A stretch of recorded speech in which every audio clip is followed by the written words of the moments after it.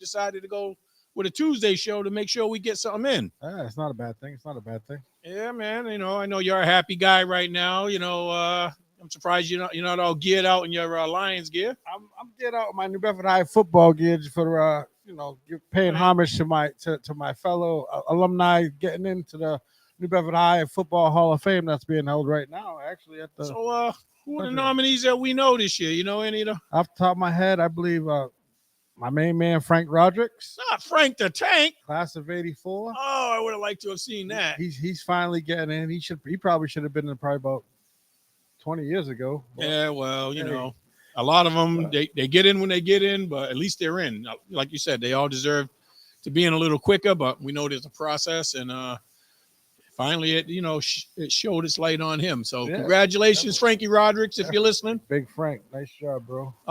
Anybody else that you know of, or there was a kid that I when I was I believe when I was a senior, he was a freshman. Josh Glicksman. He's a hard-nosed player. He's pretty good. Okay. I can't remember who else was in there, but I'm still paying homage to my. Hey, well, Frankie Rodricks, man. Congratulations, man. That's an honor.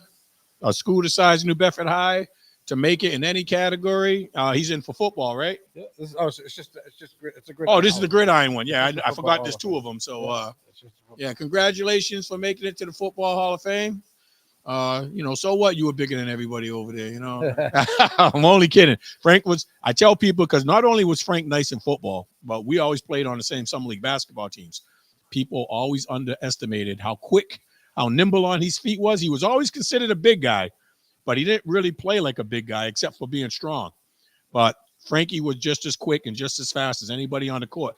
I used to love it. He'd rebound, get out on a fast break, but Frank was a multi-talented guy. But congratulations for your honor in football. Something to be proud of, my man. So back to the D-Con story. We get to the NFL. What's the most intriguing story right now to you in the NFL? Right now, it's got to be the way the top teams are playing right now. And do you have a preference on who your top 5 teams are in the NFL?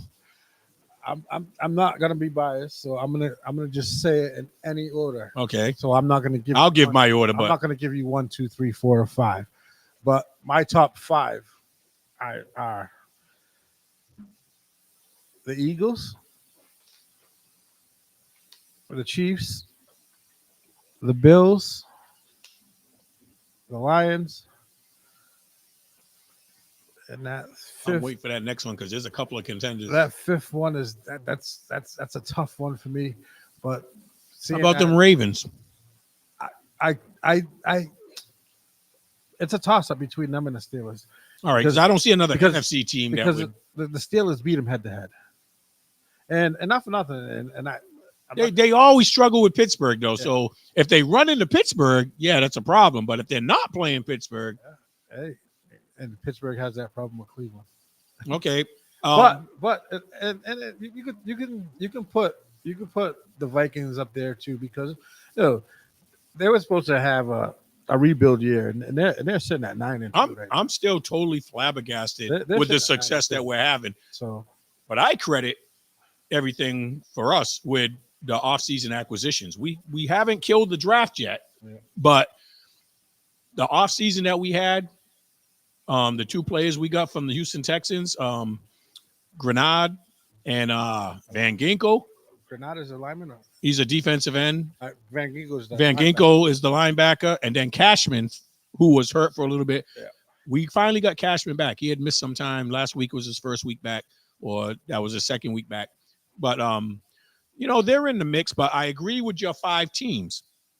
But I'm going to give you a ranking because – my team's not they're on the outside looking in, but for the 5, they're right there. They're right there with a Green Bay and maybe a Pittsburgh. In my opinion, I don't put Green Bay in that same category as the Pittsburgh and the Minnesota. If healthy. I just don't. Especially with the way their running game's coming along now. Their quarterback throws too many throws too many key picks from me. Okay. That's and I'm not hating because they're in my division. That's the way I see it. But if we had to rank the teams, the way I see it, it's a coin toss. You could put Philly, Detroit, or Detroit, Philly. Okay.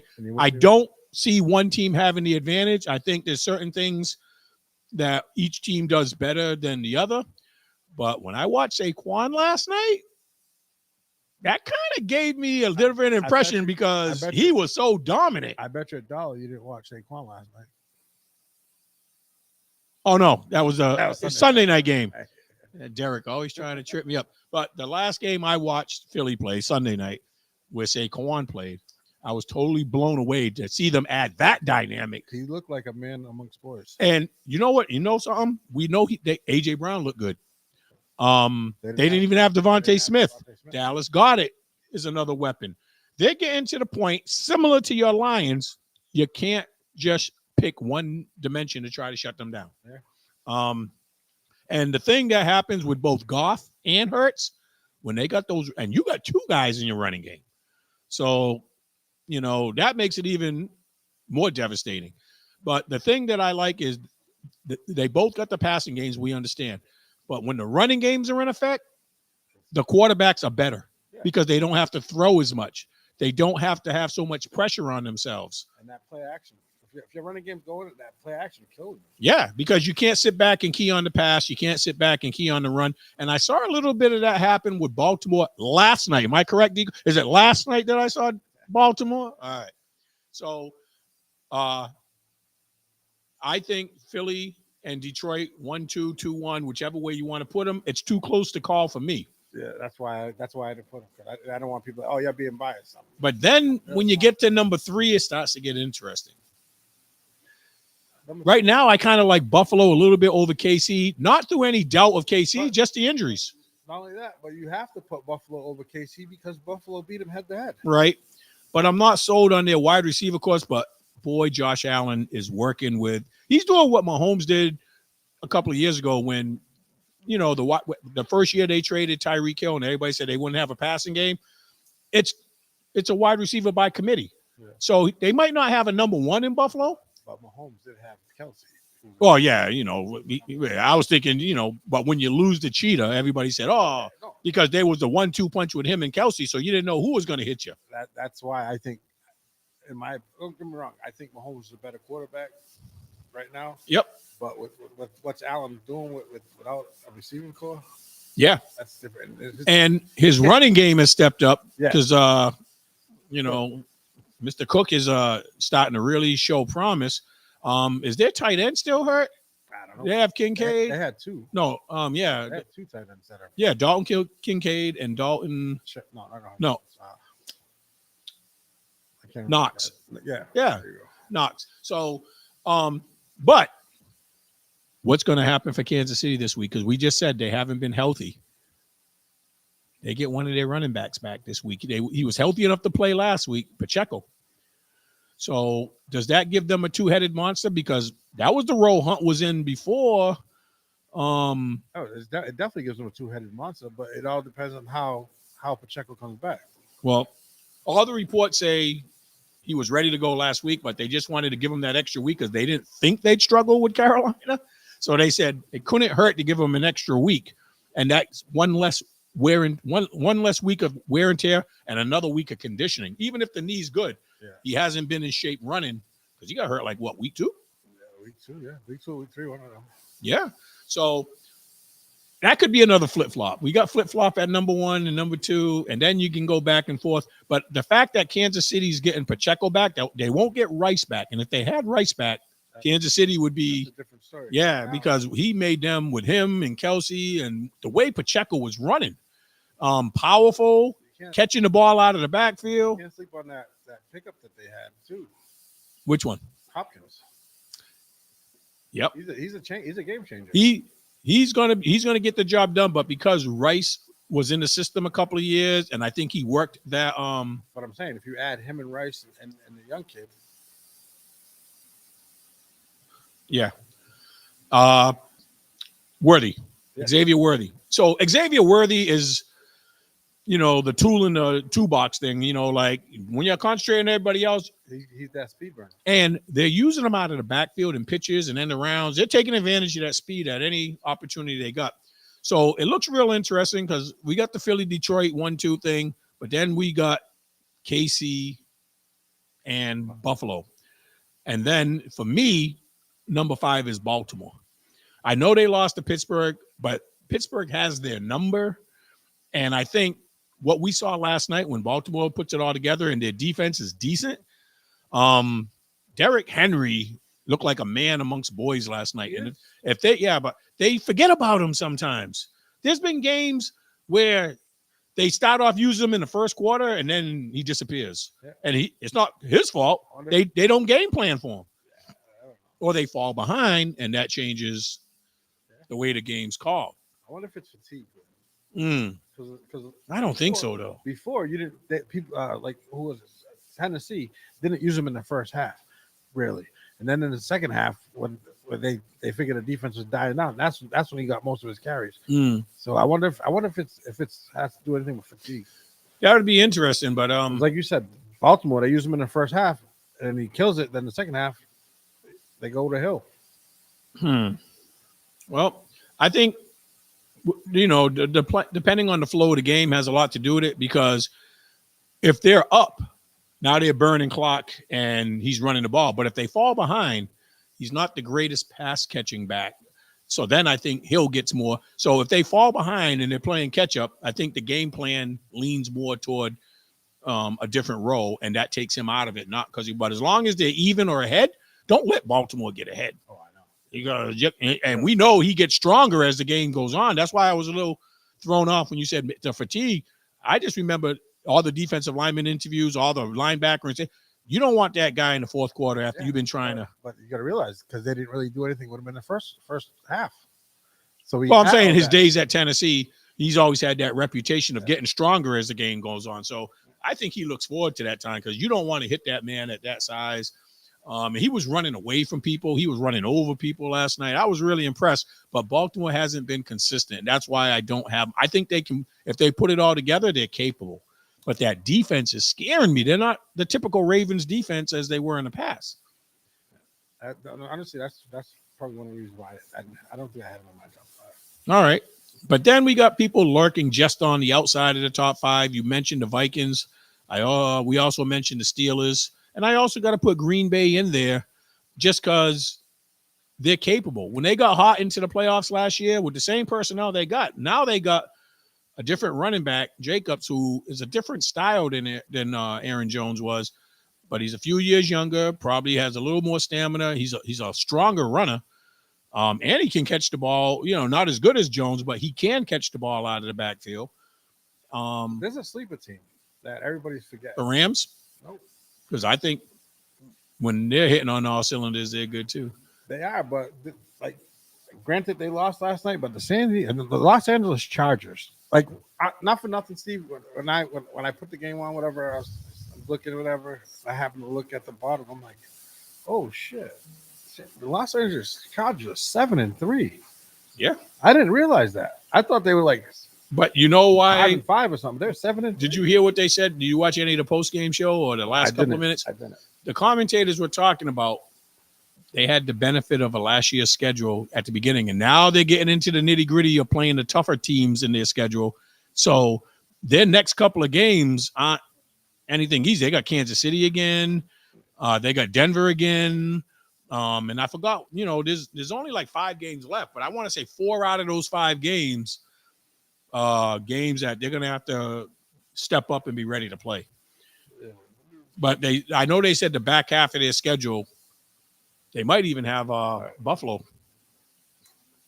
Sunday, December 1st. They have the Chargers. They got this is what they got. They got Chargers. They got the Chargers. They got the Falcons, which is not an easy game. Chiefs. There you go. Bucks. They got Mr. Evans back. Broncos, Patriots, Raiders. All right. So 3 out of those 5. The Raiders, they got some quarterback issues. Minshew got hurt. He's out for the season. O'Connell's supposed to come back. They could make some moves. There's a particular quarterback that's out there in free agency that a lot of teams are trying to take a look at. Daniel Jones, I heard, was There's a lot Baltimore, of Minnesota top teams. playoff. He wants to go to a contender, A lot of but he's top not teams. going to start for a contender. No. But he might get his who's the guy that was in Cleveland last year? That led them on to win. Yeah, he might get his Flacco moment where, given the opportunity, he might look good in a different system. The Giants didn't have a running game. They didn't have an offensive line. They only got one playmaker, and he happens to be a rookie. And their play calling has been questioned by Malik Neighbors and a couple of other members of their team. So Malik Neighbors was hot. Yeah.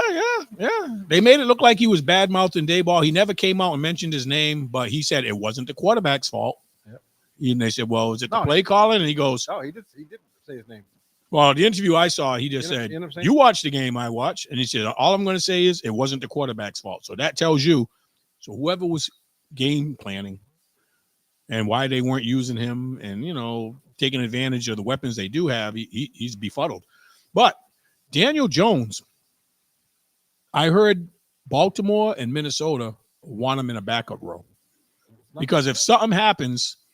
The list I seen today, I heard they're the top two. It was them two, Detroit, Chiefs, and there was one more.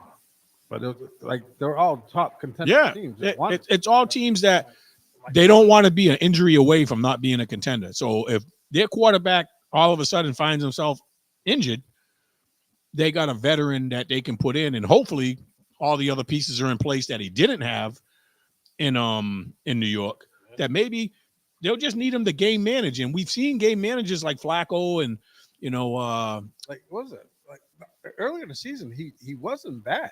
Like I thought against the Cowboys, I thought they should have beat the Cowboys, but his receivers kept dropping the ball. He hit the receivers in their hands, but they just kept dropping the ball. I thought they should have beat the Cowboys the first three meetings. Yep.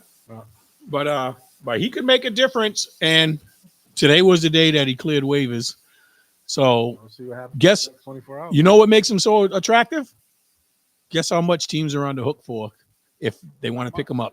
It's $325,000. I'll take a chance. When they said we wanted him, I said, there's no way we're waiting. And they said, he's on the hook for New York for guaranteed money. So the minimum that he'll require is $320. It's the veterans minimum, $325,000. New York's on the hook for the rest of the year. For $22 million or something like that. Yeah, because he's already earned more than half his salary. He's earned 3/4 of his salary already. He's $40 million a year. Now that brings me up to an interesting question. Do you think I heard Saquon wish him well, and but obviously the Giants organization made the wrong choice on who to pay. Yes, they did. And because they took a chance on paying Daniel Jones, they didn't have money to invest in a running back. And Saquon deserved a little more than what they were willing to offer, even though the running backs weren't getting top dollar. But if you would have gave him 15 to 17 million, he would have stayed. Instead, you gave 40 million to a guy you cut, even though he asked to get cut.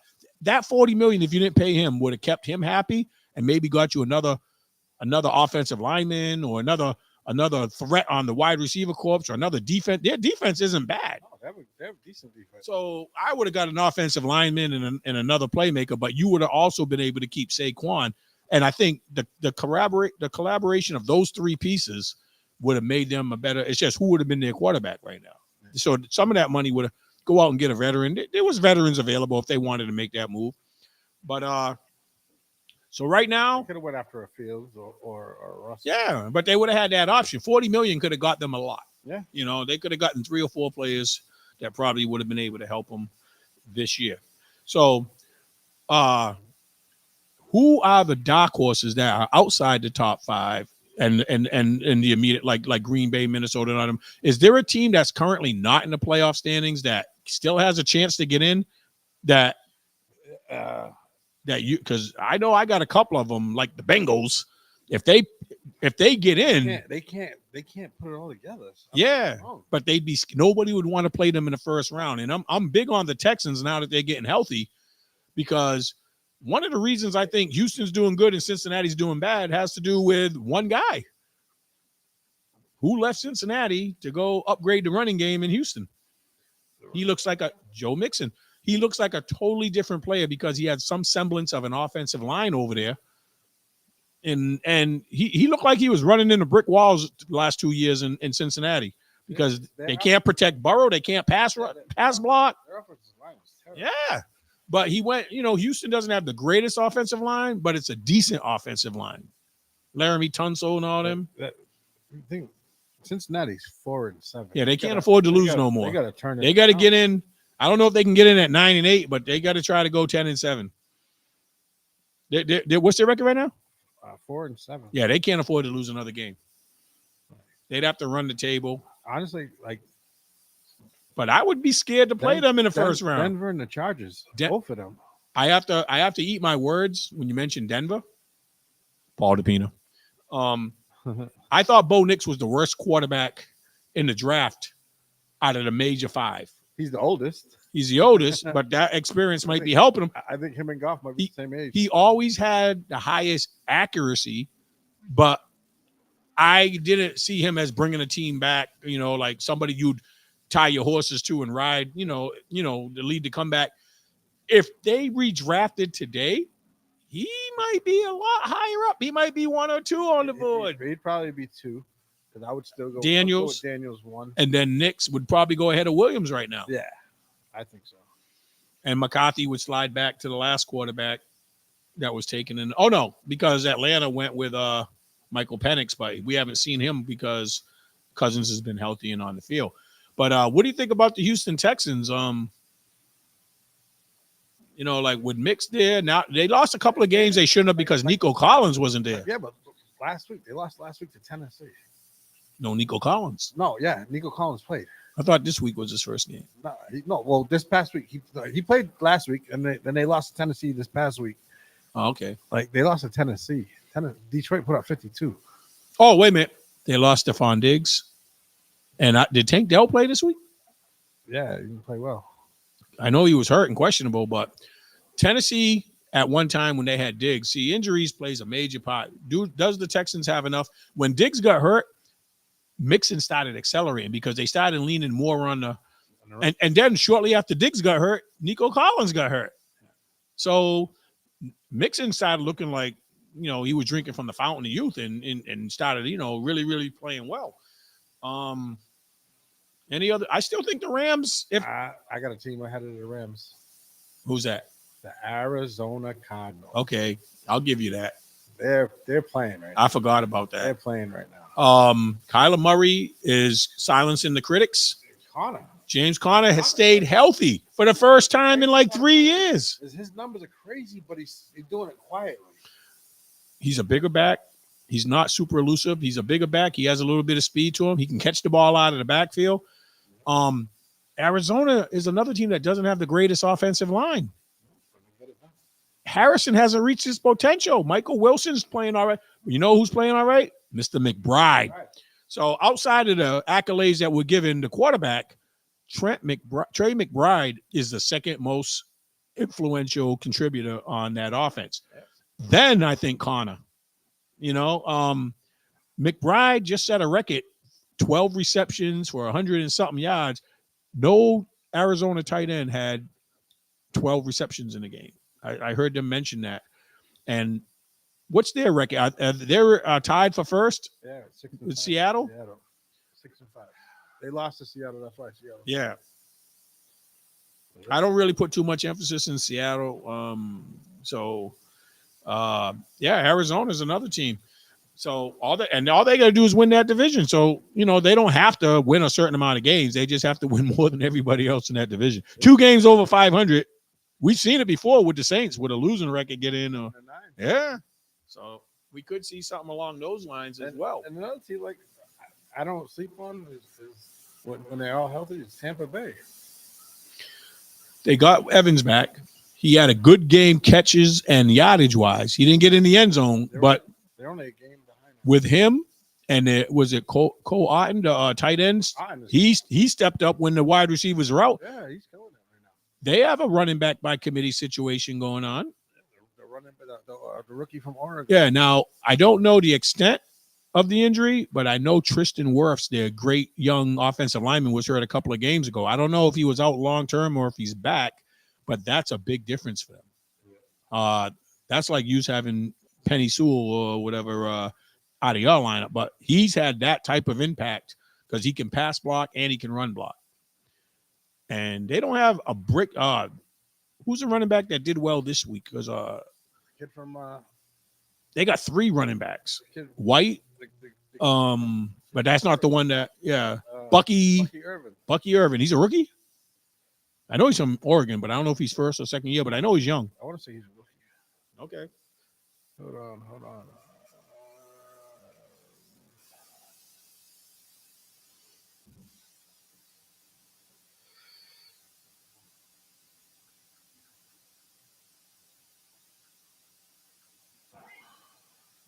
Why is he not telling me? I don't know, but I know he's young regardless. And he's getting it done. I mean, he's stepping up and putting up numbers for them, and just adding that dynamic and getting Mike Evans back, and Baker Mayfield kept them in the mix. Yeah, he's a rookie. All right. But they stayed around during the rough patches. Things can only get better. So if they get Evans back, they got somebody on defense back too. I'm trying to remember who. David. Linebacker, Yeah. Levante David. So I don't know can you see the status of Worth?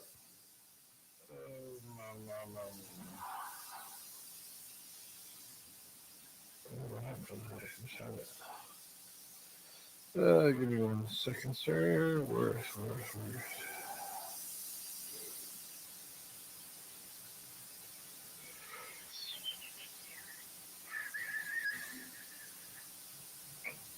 Why am I doing this? It keeps Xing out. Tampa Bay. All right, but regardless, they're a contender too. So there's a few teams that are maybe not in the playoff top 8 right now, but they're lurking. And if they get in, you're not going to want to see them. The season still got a lot of the season to play out. There's a lot of things still up for grabs. A lot of teams are getting healthier now. So as long as nobody loses any key players, Questionable still. So he hasn't played yet. So they're still waiting on him to come back. Yep. I don't know what their schedule looks like, but at least they're Joe Carry On. Thanks for tuning in, man. Yep. You like the backdrop, huh? Yeah. B-Mags has been busy, downloading some nice stuff. It gives us that ESPN feel. I wish I could say the Dolphins, but I don't know. They got The Dolphins have played so much better since Tua came back, but did he miss too much time? Did they lose too much when he was out? Yeah, like think about it. They're just off head to head. They're 2 games behind Buffalo. Buffalo's 9-2. They're 5-6. So they might not win the division because there's too much on their plate. But could they beat out another team wild card wise? They're ahead of Cincinnati. All right. Their record's what? 5-6. 5-6. They're 1 game behind Tennessee. They're behind Denver. Texas. They're behind Denver. They're behind the Chargers. 5-6. They're behind Baltimore. Yeah, but some of those teams are already in like the first 8. Pitt is leading the division of the North. Baltimore is second, so they'd be the wild card at 8-4. In the South, they're beating everybody in the South. All right, in the West, they got the Chargers at 7-4, Denver 7-5. Yeah, Kansas City's already in. So I don't know. It's going to be tough. Well, it's not going to be easy, but the Miami Dolphins are a different team when they have a healthy Tua. The way he can utilize his weapons, and Tyreek Hill's been quiet the last couple of games. We're waiting for him. Tyreek Hill been quiet all season. I can't imagine that staying. I don't know if he's playing through an injury and nobody's saying nothing. Right now, that's a wasted So first Carry round. On. What's going up with Mr. Hill, the cheetah, man? We're expecting bigger numbers, and for whatever reason, the cheetah's looking like a leopard right now. Jalen Waddle hasn't had a big year. He had a good game his last game. He's actually, I think he only has 2 touchdowns on the season. That's not good for a big receiver like that. But Jonnu Smith been killing it for them. Yes. What happened to him? He's off the scrap heap. He was in New England for a while doing nothing and gets a new opportunity. Maybe it's the warm weather. He's been killing it, bro.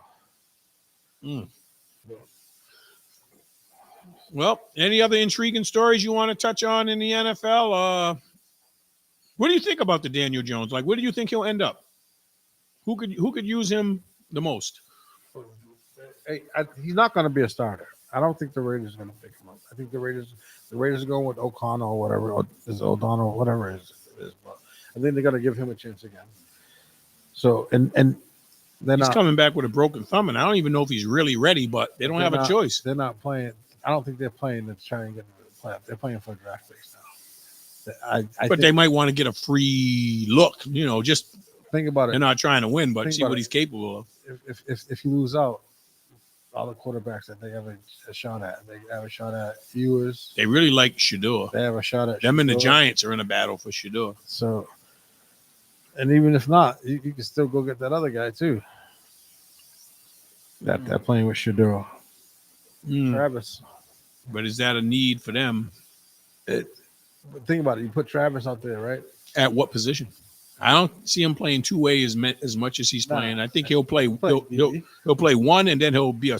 He's a number. His first spot is DB, and they can put him in special packages on offense here and there. And you can never go wrong with a good cornerback. No, they're hard to find, especially generational talents like him. Yeah. It's just we haven't seen somebody excel at both. We've seen people play both positions, but to excel on both sides the way he is, he could be an All-American wide receiver and an All-American. Yeah. So that's rare. I don't know if that's ever been done to be possibly All-American at two positions. I don't think I've ever seen anybody play as many snaps as he does on the ball either. I got an interesting dilemma since we were talking about Daniel Jones. What if he stayed in New York and just went across town? To the Jets? Because I don't see the Jets. I see the Jets moving on from Aaron Rodgers because they blamed everybody except the rightful person to blame, and his contract's over this year. Yeah, I can't see. He's not going to really take a pay cut. His ego's too good, and he hasn't played well. I was listening to NFL in about radio. 3 years. I was listening to NFL radio today, and I guess there was an interview with him on it. He was saying that he likes it in New Jersey. He's got a nice home in New Jersey. Still got to play good. What he said was, he never said. I guess the media was saying that he wants out of New York. He said that he never said that he wanted out. But what he said was, if they want him, he'll play. So I think kind of some smoke and mirrors going on over there. Either that, because he's that type of dude to be like that. So, but my thing is, I think he's saying that to save face, because he definitely don't want. In my opinion, nobody wants to be in New York, especially if you're losing. I'm just kind of taken aback with that situation. I have to put it on management and ownership. I didn't really want to blame the general manager. They got all the pieces they needed to win. They've had some untimely injuries, but the head of the snake is Aaron Rodgers, and he's not working well with those weapons. They upgraded the offensive line. They got a great running back. They got some young wide receivers. They traded for Devontae Adams. What do you need on offense? It's their offense that's not doing nothing. Their defense is still decent, and they just got Hassan Reddick. Could it be your quarterback holding the ball too long? Not being mobile, taking too long to process the field. People aren't getting open because, it's the NFL. Everybody's a great athlete. The defensive linemen, the linebackers, the blitzers, they're all coming, and he can't escape them like he did when he was younger. He's not running for a first down no more. He's kind of like a sitting duck back there now. And my thing with him is and he hasn't been accurate. I think he makes Breece Hall a worse player. Why is that? For stat wise. Because with the backup quarterbacks last year, Breece Hall was beasting.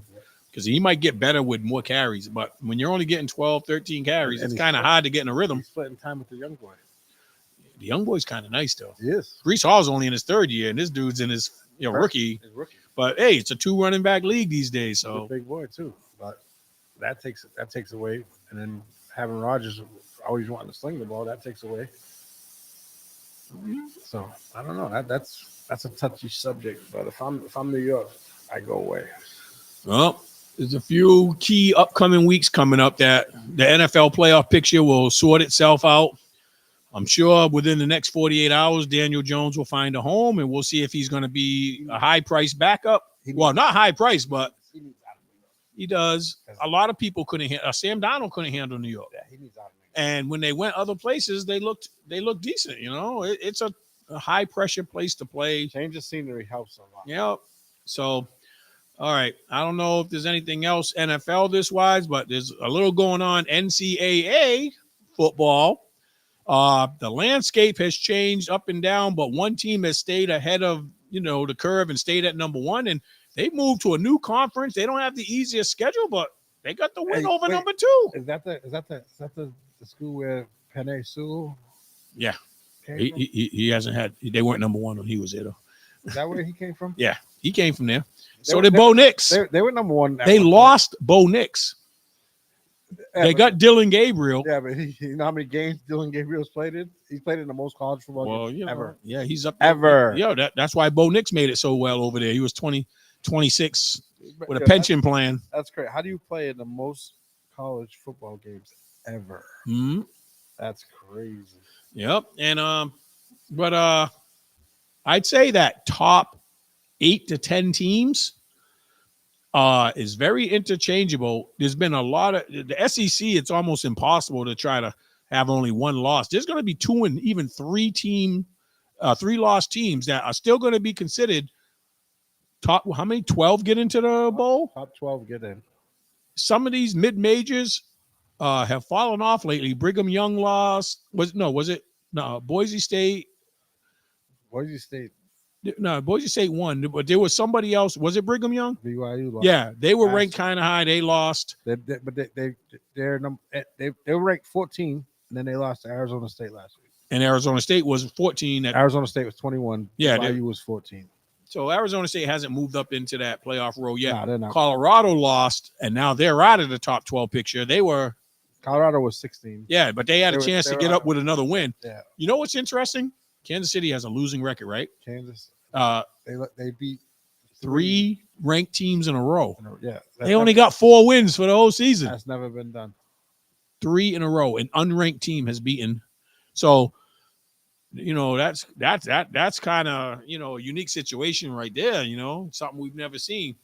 But do you think Oregon is worthy of the number 1 pick? And if so, are they the definite number 1? Like, are they head and shoulders above everybody else? Or this way, they beat the number 2 team with number 1 and number 2. They beat number 2 team in Ohio State, right? Pretty convincingly. Was it? I forgot what the score was. I didn't know it was that bad. It wasn't bad. They beat them. It wasn't bad, but I think Ohio State's a better team now than they were earlier on. But Oregon traveled to beat them. Had to play early because Oregon's 3 hours behind. They're used to playing those 4 and 7 o'clock games. They played at 12 or 1 o'clock, went into the shoe with 110,000 and came out with a victory. Michigan been trying to do that forever, Yeah.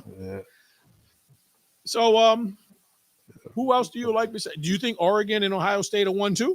I don't know. They didn't beat it convincingly. It was 32-31. Yeah, I was going to say, I don't remember it being convincingly, but I didn't know the score. But at the time, it was 2-3. Oregon was 3. Ohio State was 2.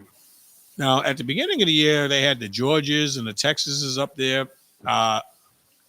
Some of the sting has been taken out of them because their schedules are so hard. They can beat somebody in the top 5 one week and then lose to somebody the next week, and everybody's down on them. Yeah, I remember talking about the Georgia schedule in the beginning when we first started talking about this. They lost to Alabama, right? Yeah. Yep. Their schedule is nuts. Yeah, they started off playing number 14 Clemson.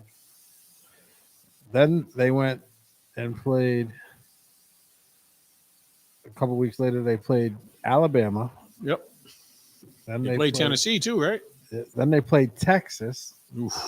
Who was top 5? Might have been top Texas 1. was number 1 at the time. Yeah. Then they played Florida.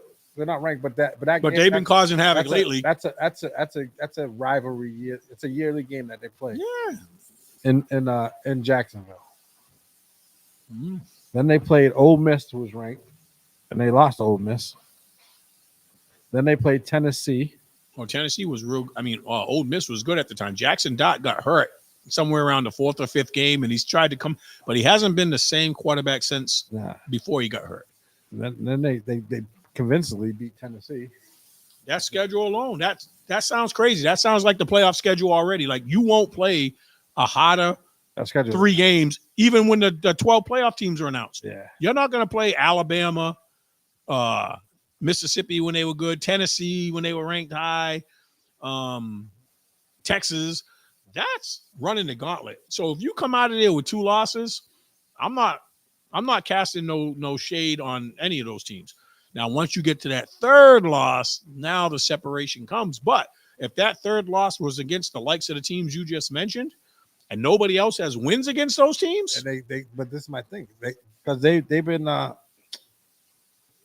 awarded, not awarded, but they earned their way to the SEC championship. They said already.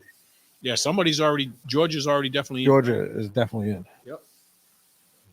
But like the top 12, I just looked it up. This is the top 12. They have Oregon, Ohio State, Texas, Penn State, Notre Dame, Georgia, Tennessee, Miami, SMU. That's the other mid-major team that. Well, they're not mid-major no more. They're in ACC. Well, they joined the conference, but they're not a national power every year. They revived their whole program because they canceled it and brought it back, and now they're back up into the limelight again. I wonder if they're doing the same thing. But here's another. Oh, it's surprise. legal now. Here's another surprise. Yeah, Indiana.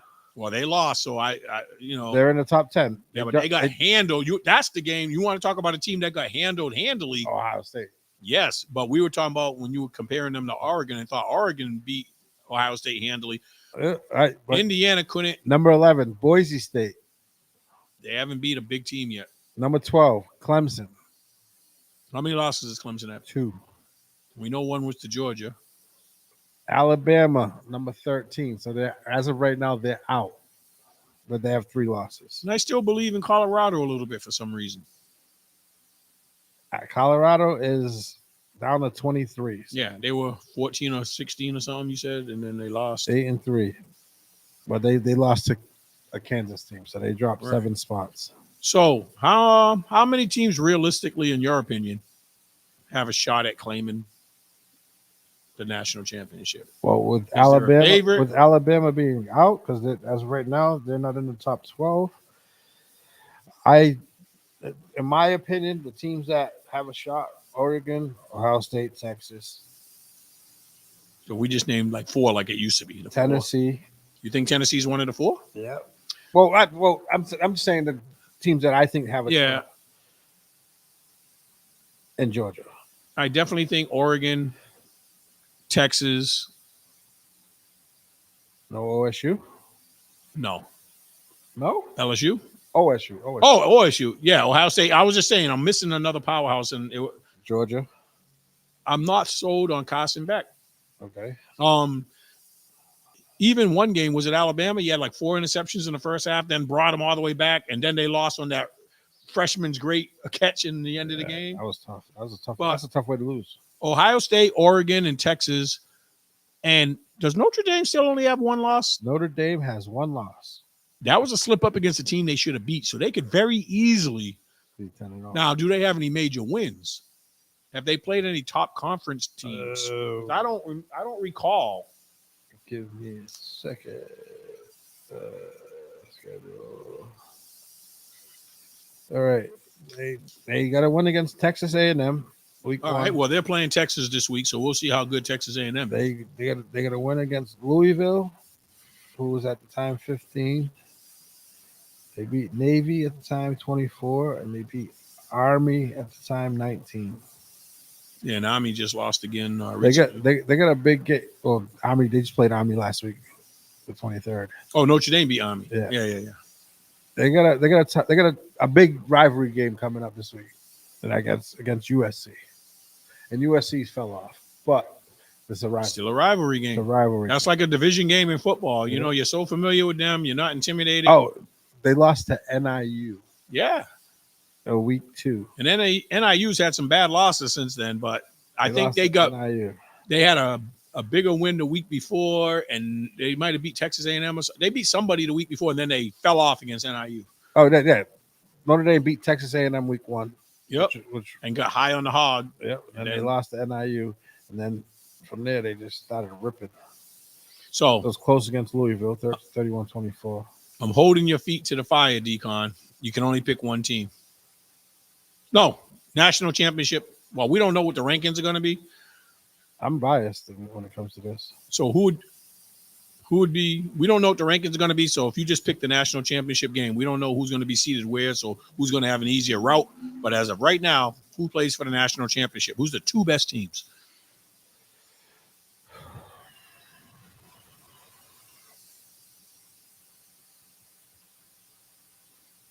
You believe in Oregon to at least get there? Oregon and Ohio State. Because Oregon's going to have to win their conference championship. They're going to have to play Ohio State again. I think Oregon, Ohio State. Okay. I like Texas. But then I don't know who I'm picking. I want to say Texas and Penn State, they're in the same division? No.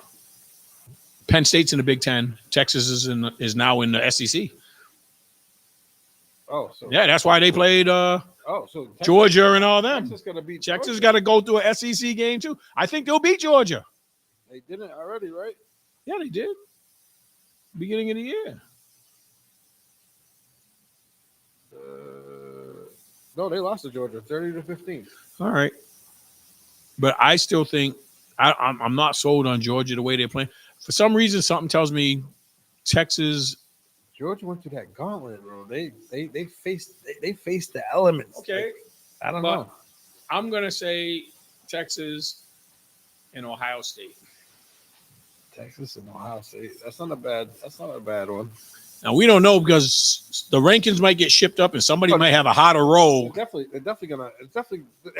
Somebody might have a hotter route to get there. These top 12 are not going to be the same. Because right now you got Tennessee and Georgia with 2 losses at 6 and 7. If one of them teams loses again, they're out, in my opinion. So it's going to be tough. It's going to be tough. So you're sticking to that's your picks. Oregon versus OSU. Oregon winning. Now you know that they're probably going to have to play each other in the conference championship, and you think they'll meet again in the. In the conference championship, if one of them loses, they're not being 1 and 2. They're not going to get knocked out. Ohio State, and because it's so, they'll just get in. They'll still be a top 12 team. Ohio State got a tough game. It's not really a tough game on paper, but it's a tough game because rivalry week coming up this week. Okay. Against Michigan. So we'll see what happens. This weekend's going to prove a lot in the way of the college football rankings as far as who's going to be conference champions, who's playing for that conference championship, and those conference championships, man, those going to be some nice games because the Big Ten now is must-see TV for the conference championship, and we know the SEC is going to be must-see for the conference championship. And there's not too many of those underdog teams that are still alive, but I don't know if Boise State has enough to make some noise and get in the playoffs and win a game. They might get there, but I don't see them winning a game. And there was another team you mentioned that was Indiana. I think we saw their coach has done a brilliant job. He's won everywhere he's been. They're gonna get in because they got an easy game coming up. Right, but I don't know if they'll win a game once they're in. It depends on who, if they're on the road, if they're because I don't know if you're playing at people's teams, I don't know. Is that neutral sites? In my opinion, it should be at a neutral site. Are those all considered bowl games or just start early? They should. Because in the beginning, the reason why they were against this tournament was because the bowl games thought they would lose money. Yep. But if they have this tournament, you're not losing money. But you could still have the Cotton Bowl and Sugar Bowl, just not on the same day, not on the day. Because now think about it, they have how many bowls? Like 50 bowls right now. Mm-hmm. Well, before this tournament, you could still each game could be named after a different bowl. You can sponsor it. Yep. So there's definitely enough sponsors out there because we see that with the NIL stuff. Yeah, but it's not like they're not going to make money because you have them in them big ass stadiums. So we got our take on that. There's one more issue in college football. Okay. But this is what I wanted to say before, but I forgot. Like teams like Tennessee, whoever has a shot, but they're not going to be in a SEC championship. But they still might be in the top 12. No, they are. Right now they're 7. Yeah, but if they lose, But this is if let's say they went out the next game, but they're not in the SEC championship. That gives them more time to rest. Like a team like Georgia playing and if Texas. they don't have another if they're not in the SEC championship, they don't have another team capable of knocking them off. Yep. And they finish with their SEC schedule. And they're resting. Yeah. Getting healthy. I don't know if they have any injuries, but they got a young young quarterback. I'm just saying, like that's a team that has a chance to. They have a chance to do. I just think the teams that we picked are more solid bets if we had a bet on somebody. Yes, but them teams that we picked are playing. I'm more likely to play in a conference championship where you can lose somebody. Mm-hmm. You can lose a running back. You can lose a receiver. You can lose a quarterback. You can lose a big time offensive lineman to injury. Yep. Because of that extra game. So like stuff like that plays into stuff. So like in my opinion, if you're gonna do this college playoff, you eliminate the conference championships, or you have somebody else play in the conference championship that's not in the top 12 to make this tournament. It's my opinion. It's just you're playing an extra game. You know, one thing I hope doesn't happen this year that's happened the last couple of years when it got time to bowls. All those stars don't play. They opt out because now they're starting to worry about their pro career. But you got big major bowl games and none of the main stars are playing. Because them bowls don't mean nothing. Oh, that's probably why they expanded. Because now you still got a chance for the if you're not in the national championship, you don't want to play. Don't mean nothing. Yeah, good point. So now they mean something. Yeah. So that might rectify that problem. So but there's one more issue in college football that I just want to touch upon for 5-6 minutes. The NIL deals have played a major role in the two biggest number 1 and number 2 quarterback switching their commitments. The kid from Michigan that was number 1 overall was locked into LSU for 9 months. Yeah. But now Michigan originally had a 10.5 offer on the table, and he said, nope, he wasn't switching his commitment. It went up to 12.5, and guess what happened? He said, I'm out. He's staying home to play for Michigan. Yeah. And then the number 2 quarterback, prime time. He flipped him from USC. Yeah. But a California kid.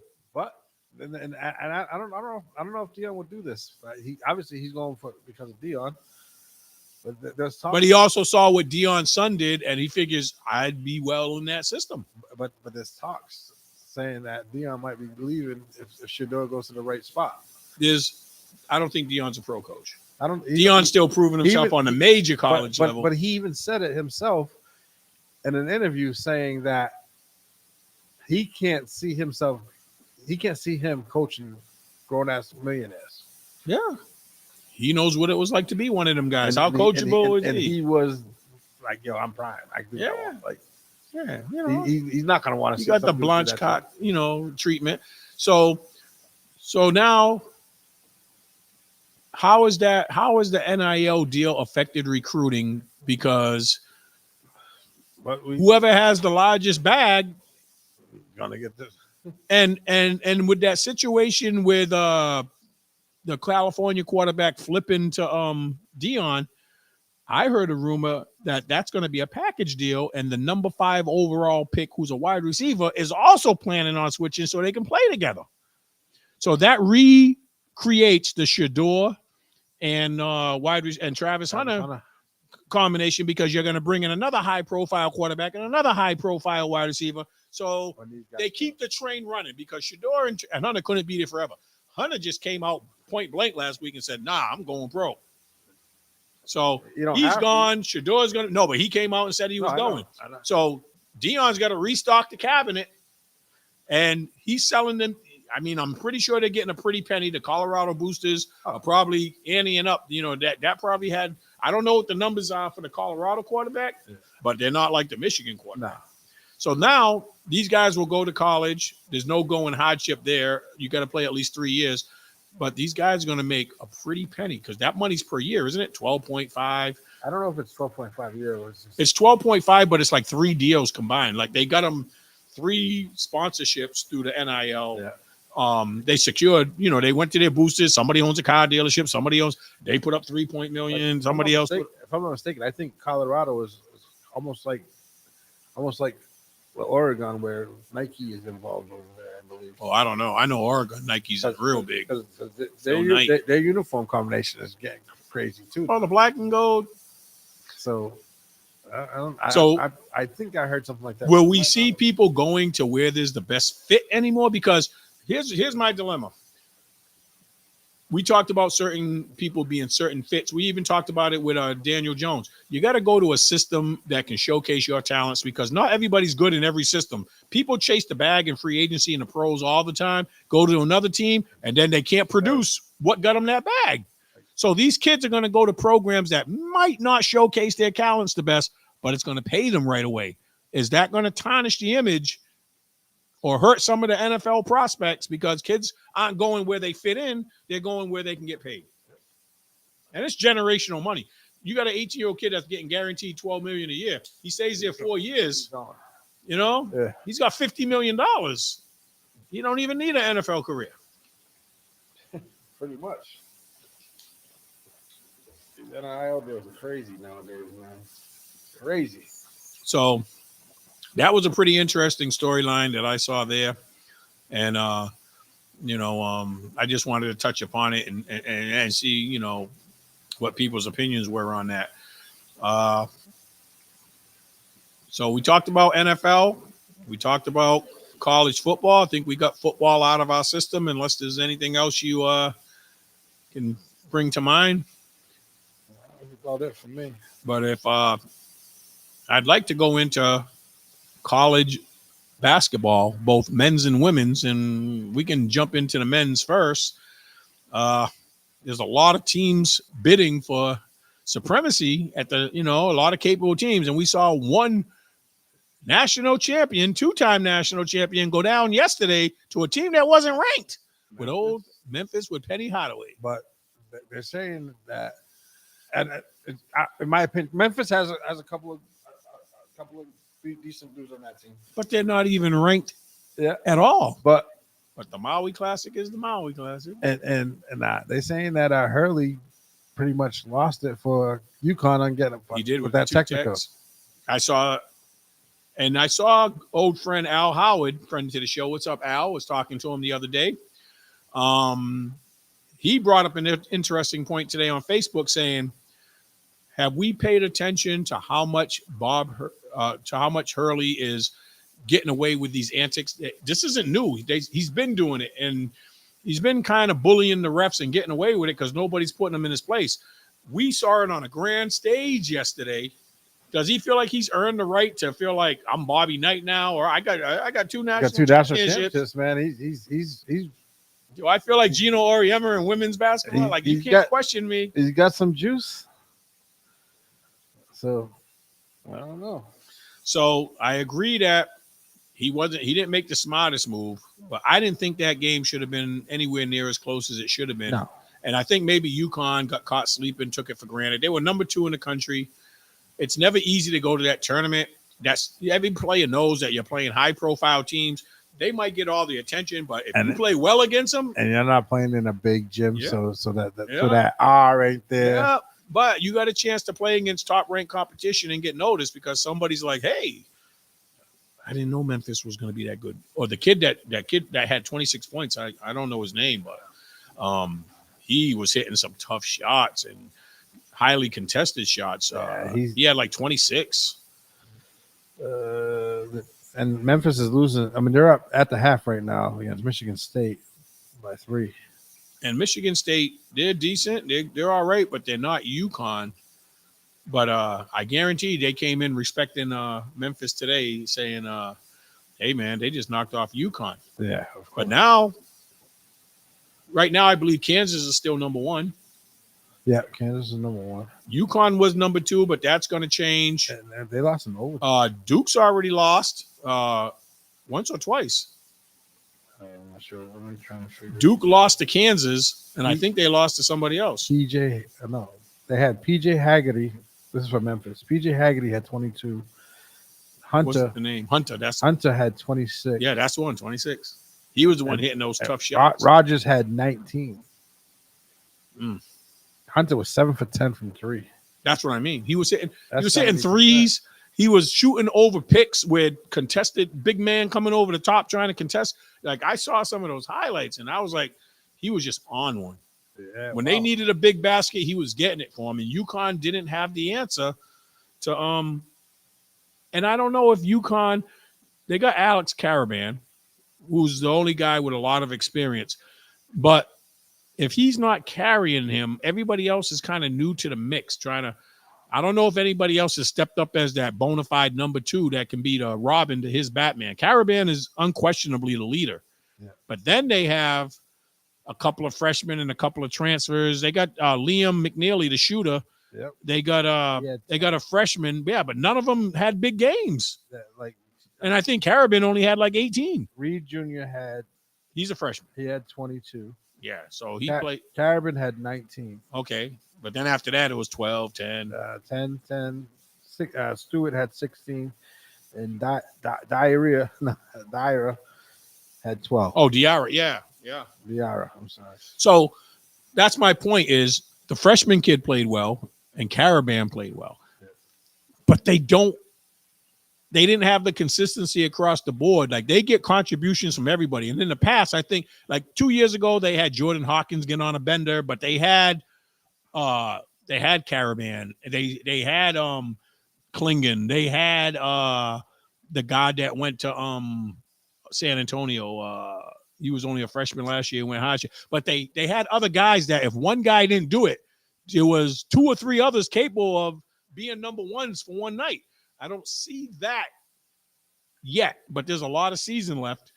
That freshman kid has shown that but they have a big man who's a very good shot blocker and a good down low presence, but he's got to learn to stay out of foul trouble because like B Mag's favorite saying, the best ability, if you're sitting there saddled with foul trouble, I don't care how talented you are, you become the best assistant coach in the gym. Yeah. So the best seat in the house, they say. Yeah. So, are there any other teams in men's college basketball that you're saying, like, what do you think of Duke? Does Duke have 2 losses? 4-1 as of right now. Okay, they lost to Kansas, I believe, and they beat somebody else that might have been decent. They got a 2-headed monster over there. We know Cooper Flagg is getting all the big respect and the big attention, but the other kid that came in with him, his initials are KK Knuble. I forget his name. Yeah, but man, that guy is a bucket. He reminds me of a Luka Doncic type player. He's not going to blow you away with speed. He's not going to jump over you, but he just knows how to get his shot off. He knows how to create shots on his own. And he's either their first or second leading scorer because I know Cooper Flagg has had a couple of 20-point games. Knuble, that's him. So he had 13 the other day against Arizona. Yeah, but he's had a couple of games in the 20s too. Yeah. When they're both on,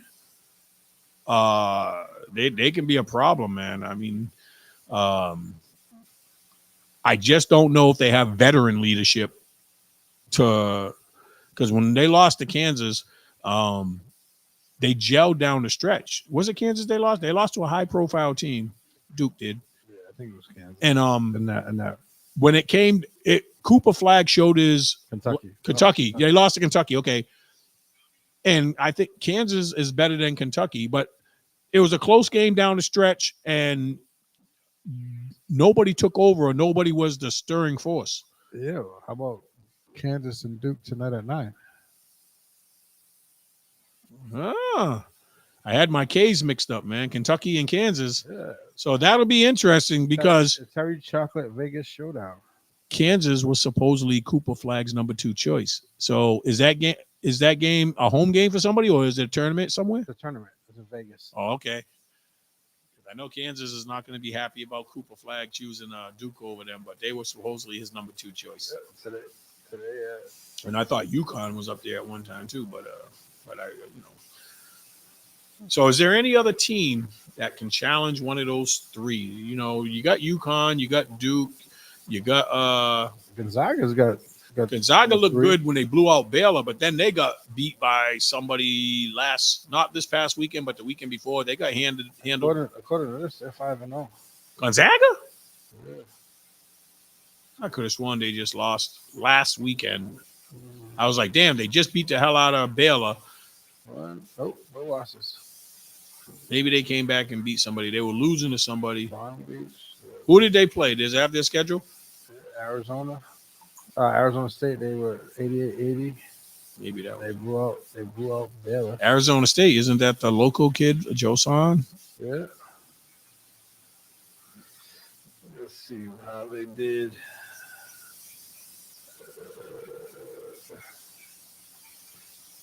He only had 3 points. Josan Sannon, right?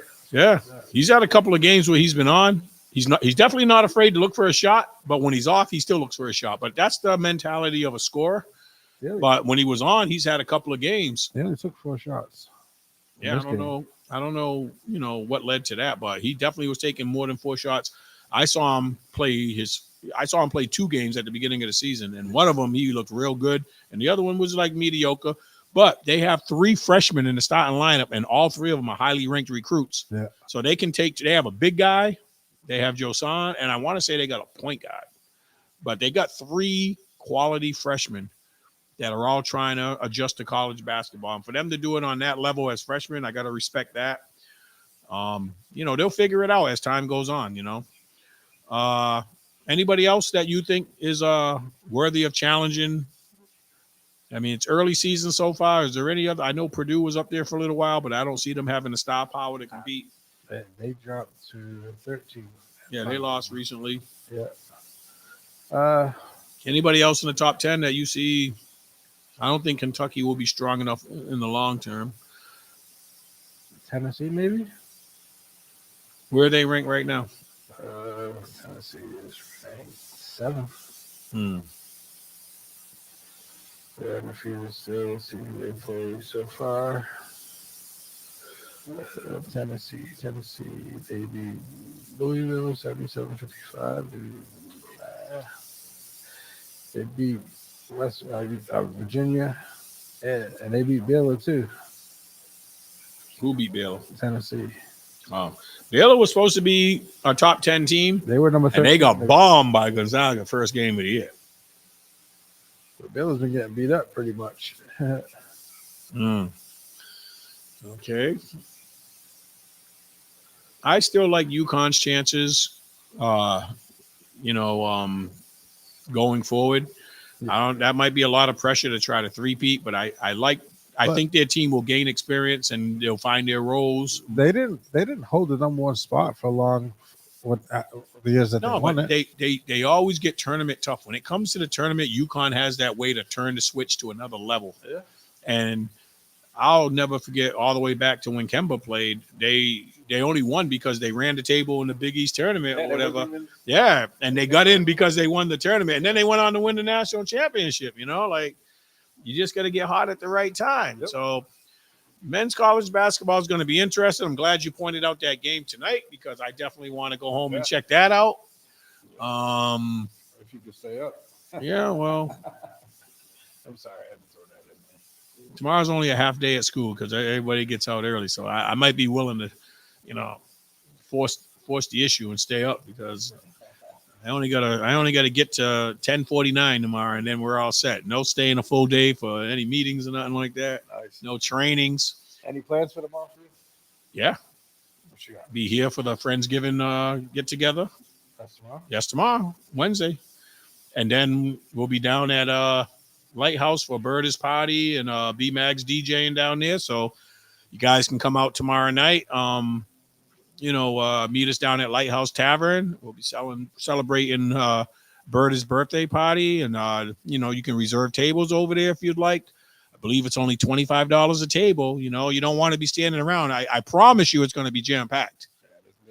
It's one of the busiest nights of the year to party. And Berta knows a lot of people. So she's going to have her friends and family up in there that normally may not be there. And, the regulars are going to be there. And, everybody's going to be home from out of town looking for something to do. So you might want to call down and, reserve a table or get there early tomorrow. Because once they reach capacity, we tried to tell you, but if you want to be Joe Cool and show up late. It's for the grown and sexy. Yeah. And if you show up late anywhere tomorrow, you ain't. Yeah, everybody's got stuff going on. You ain't getting in if you show up late anyway. Exactly. There's a whole bunch of stuff going on tomorrow. So transitioning over from men's basketball, we've seen some key matchups on the women's side already. That's crazy. So Like there's some upsets and some. At the beginning of the year, South Carolina was the defending national champ. They were ranked number 1. UConn was ranked number 2. USC was ranked number 3. We've already seen the number 1 and number 3 teams lose. There was 2 great games last weekend. One on Saturday with Notre Dame at USC, and then South Carolina at UCLA.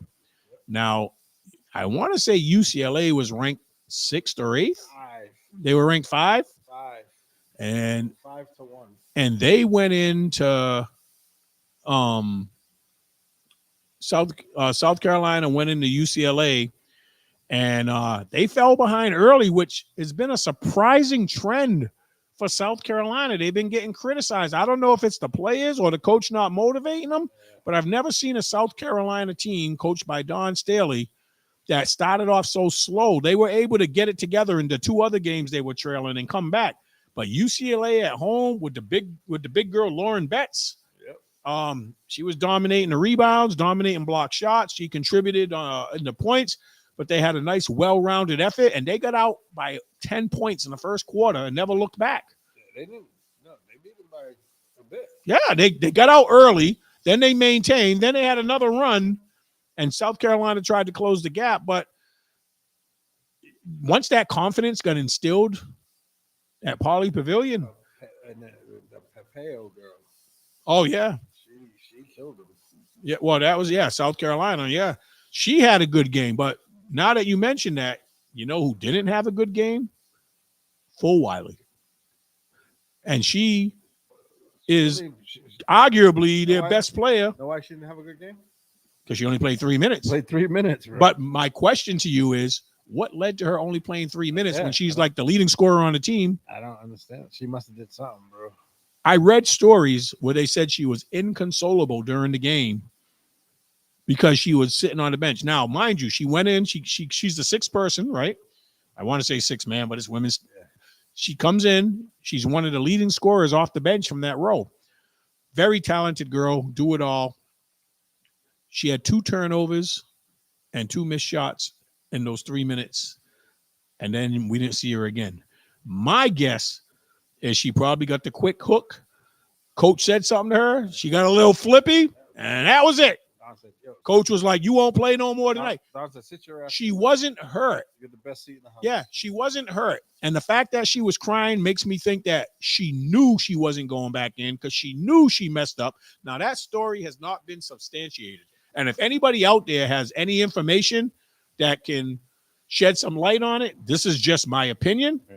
But the facts are she only played 3 minutes, and she's one of their top 2 players on the team. And she was inconspicuous by her absence, and we don't know why. Now, they were 10 points behind already. I don't know how much of a difference, but you can't go on the road and play a quality team like UCLA in their home building without your full array of talent. They were down already, but I think it would have been a lot easier to make a run with that added weapon. And what does it mean going forward? Because I've even seen articles saying she's going to transfer. They don't know. We don't know if it's something that can be solved. Was it a 1-game situation? Nate Invictus stupid. My man Nate. Yo, this ain't the pizza place, Nate. Yo, but what's crazy is. And Nate, hopefully you saw the women's games because we're talking about women's college basketball, the South Carolina UCLA game last week. Yeah, there was 5 girls that scored in double figures for UCLA. They're well-rounded. And it's crazy. Like, according to this, like 2 of them were off the bench. The high scorer was off the bench. Yeah. Jones. Yeah.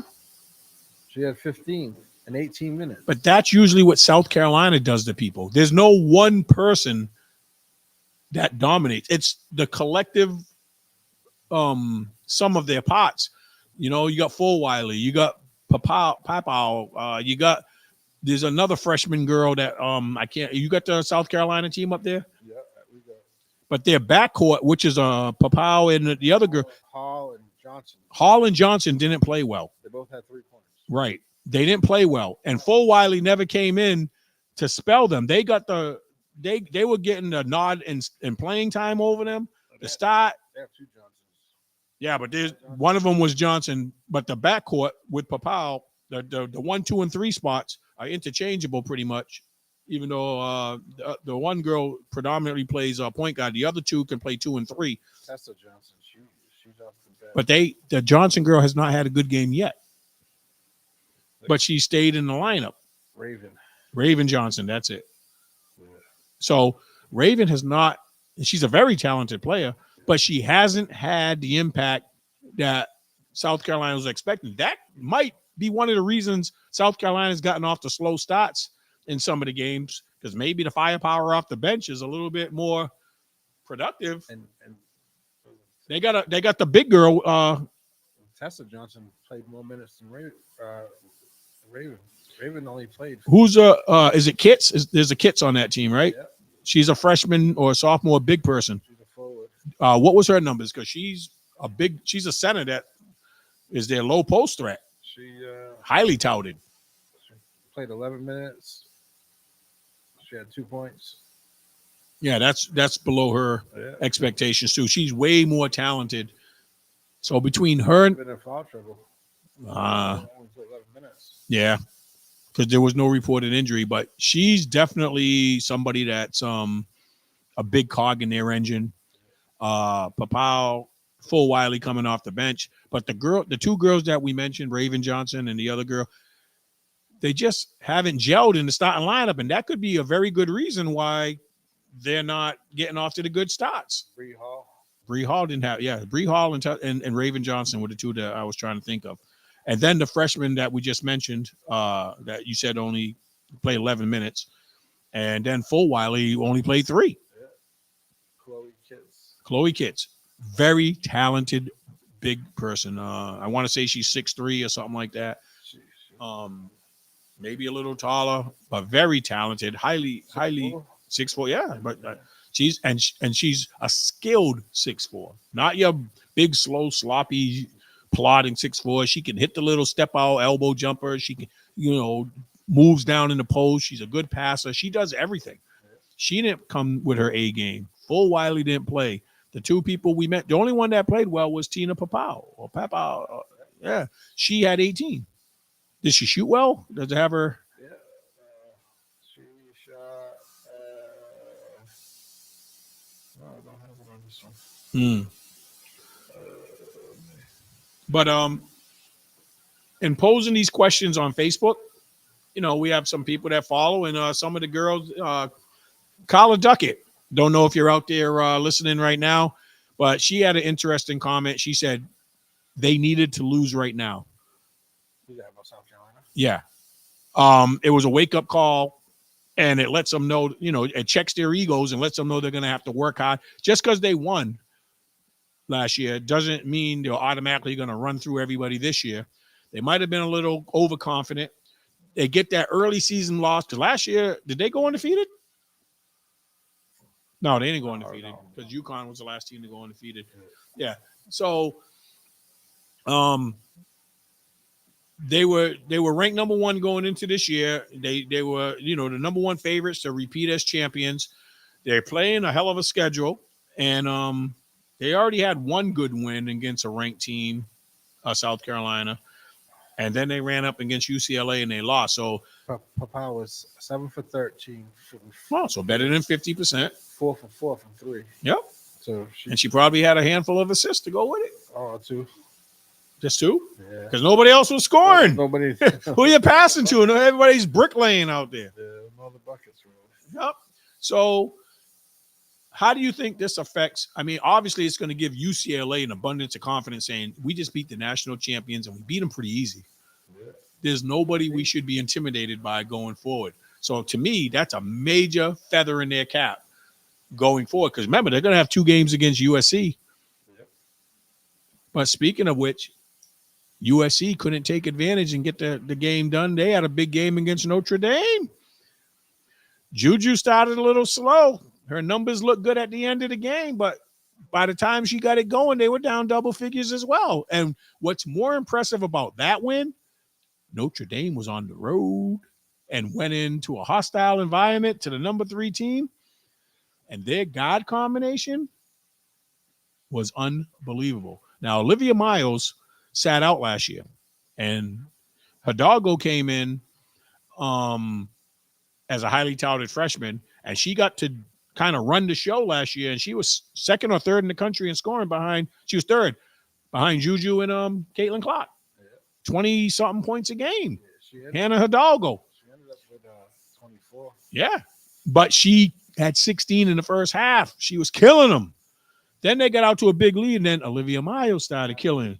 Then Sonia Citron started killing them. Miles was 4 or 5 from 3. Hey, she added that to her game because she's a playmaker. She's a little bit stocky of a guy. I want to say she's 5'11", 6 feet, but she also played point guard before Hidalgo got there. So she slid over to the off guard spot, which might be one of the reasons we're seeing her improve jump shot, so that they can be on the court at the same time. Hidalgo's the playmaker, the penetrator, the little water bug, 5'6". 5'10". Olivia Miles. Yeah. So she's come back better than ever from injury. Now you're combining it with a freshman. The concern was going to be, would there be enough ball to go around? Because they both are ball dominant. They both have to be the main attraction. And so far, they've gelled. There hasn't been no animosity. The one that's getting hurt the most is Sonia Citron, because there's just not enough looks for her right now, because you got two dominant people that are going to get 15 to 18 shots a game. Hidalgo had 21 shots. And then who's the other one? Miles. She had 12 shots. And how much did Citron have? 10. But you know what she did contribute? Now, before I say that, last year she averaged like 15 points a game because there was no Olivia Miles. So she was the second cog in that engine. She slides down to number 3, and she's a 3-point threat. But you know what her biggest contribution was? She was charged with defending Juju. She blocked her a couple of times. She got up on her and took away her ability to penetrate. In the first quarter, Juju had 1 point, and then she had 4 points in the second quarter or something. But she didn't have double figures. She had 7 points at halftime, I believe. She ended up with 20-something points. 24. But she turned it on, and she got out in the open game. They started to run a little more, open it up. She hustled her behind off, and she scored in the open court. They weren't really running plays for her. The half-court defense, Notre Dame with Citron, did I've never seen anybody so successful trying to neutralize Juju. She didn't have a great game, but she had 24 points. 25 shots. Yeah. But in the first half, she was a low percentage. What hurt USC was no bench scoring. Their bench scored 0 points. Now, you know what I am going to say to add to that? Their number 2, Iafrin, didn't have a good game. The big girl who's a center that transferred. She's supposed to be the number 2 pick in the draft this year. 5 for 15. 5 for 15. That's 33%. And she wasn't as much of a dominant force on defense where she clogs the middle, block shots. She didn't provide that down. She's got such good touch down low. She didn't come to play like what we expect of her. We've seen her so much greater. She just didn't have a good game. Yeah. So she couldn't help. Juju. No. And then their star freshman didn't play. Kennedy Smith didn't play. She was hurt. That hurts. So she's averaging double figures as a freshman. But then again, they were still home. I'm not taking nothing away. Notre Dame came to play, and they got it done. You can't expect it to be the number 6 team in the country with 0 bench score. Right. So I was very surprised how much composure Notre Dame played with. You want to know an interesting thing? They played that well against that team on the road without 2 of their main cogs, 2 of their bigs. Now, they had a girl that transferred from Pittsburgh that played well. She was their second leading scorer a third leading scorer for Notre Dame. If you mention her name, I'll tell you that's who it was. She's a 6'1" forward. She transferred. She was the leading scorer for her team last year and like ranked in the ACC, but she played for Pittsburgh. But now she's a role player, but very capable. But King. yeah, King. What was her points and rebounds? I don't think she With was. 2 girls scoring in the 20s or whatever, and then she still had double figures and she played very well. She was getting timely buckets. They weren't running plays through her, but she was working hard to get what she got. She only had 5 Points? King. What's her first name? Liatu. Liatu King. Yeah, that's her. But they also have a 6'3" and 6'4" girl. For the season, she's averaging 14 and 10. That's what I mean. Season. That's what I mean. She's a double-double. Yeah. So I've seen her play a couple of other times already because I've been making sure I follow Notre Dame and UConn and USC and South Carolina because I think they're so evenly matched. And I'm just trying to see who has an edge on the other. It's early on. Nothing's being decided, but it gives us a feel. That was the first challenge this weekend where ranked teams. Well, Juju played against Mississippi overseas. Yeah. And Mississippi's a top. That's their only loss, and they made it tough for USC. But at least they were challenged their first game of the year. But other than that, it's been the Powerpuff schedule. You know, it's kind of until this weekend. Yeah, they only beat Ole Miss by 2 points. But we got a couple of interesting games coming up. But Notre Dame didn't have, and I'm sorry, I apologize for not knowing their names, but they got a 6'3" and 6'4" girl that are getting ready to come back. One's coming back like next week. 6'3" and 6'4" that is supposed to be dominant down low. Who's that for Notre Dame? Yeah, they didn't play at all. Oh, all right. They haven't played yet this season, but one of them's coming back the first week of December. They said. Now, you know what's interesting? December 12th they play UConn, but the game is in Notre Dame. Then December 27th, USC comes out here and plays UConn. So now we're going to start seeing the top teams playing each other, and it's going to start looking like the SEC. Now, they're not all in the same conference, but I respect the fact that they're not afraid to play each other, you know, during the regular season. Oh, before I had to mention this. I think, if I'm not mistaken, Bryson Goodine plays Providence tomorrow. Oklahoma? Oklahoma plays Providence tomorrow, I believe. Is it in Providence? In Providence. I want to say that's the true story there. Paul Miranda, what's up, man? See you checking in from Texas. What up? Hey, Paul, you got anything about them kitties? What? I don't hear you saying anything about them kitties. Yeah, we did. We smacked the crap out of you. You ain't been around since. Hey, I got to get it in, man. This dude been MIA, you know what I mean? But hey, not for nothing. I don't mean to take, but my man Nathan Victor saying, "Hey, there's no brothers on the wall, right?" And then who's the next comment? My man Sal. The owner of the pizza spot. My man Sal. Well, what's up, Paul, man? How you know doing, something brother? Paul will be able to shed some light on? We haven't mentioned this team yet in women's college basketball. But Google the University of Texas, and they have a player. You know, Paul. Her last name's Booker. Jeffrey Correa. What's up, brother? Paul knows about the University of Texas. I think is currently ranked 4. They'll move up with the South Carolina loss and the USC loss. Man, they might be.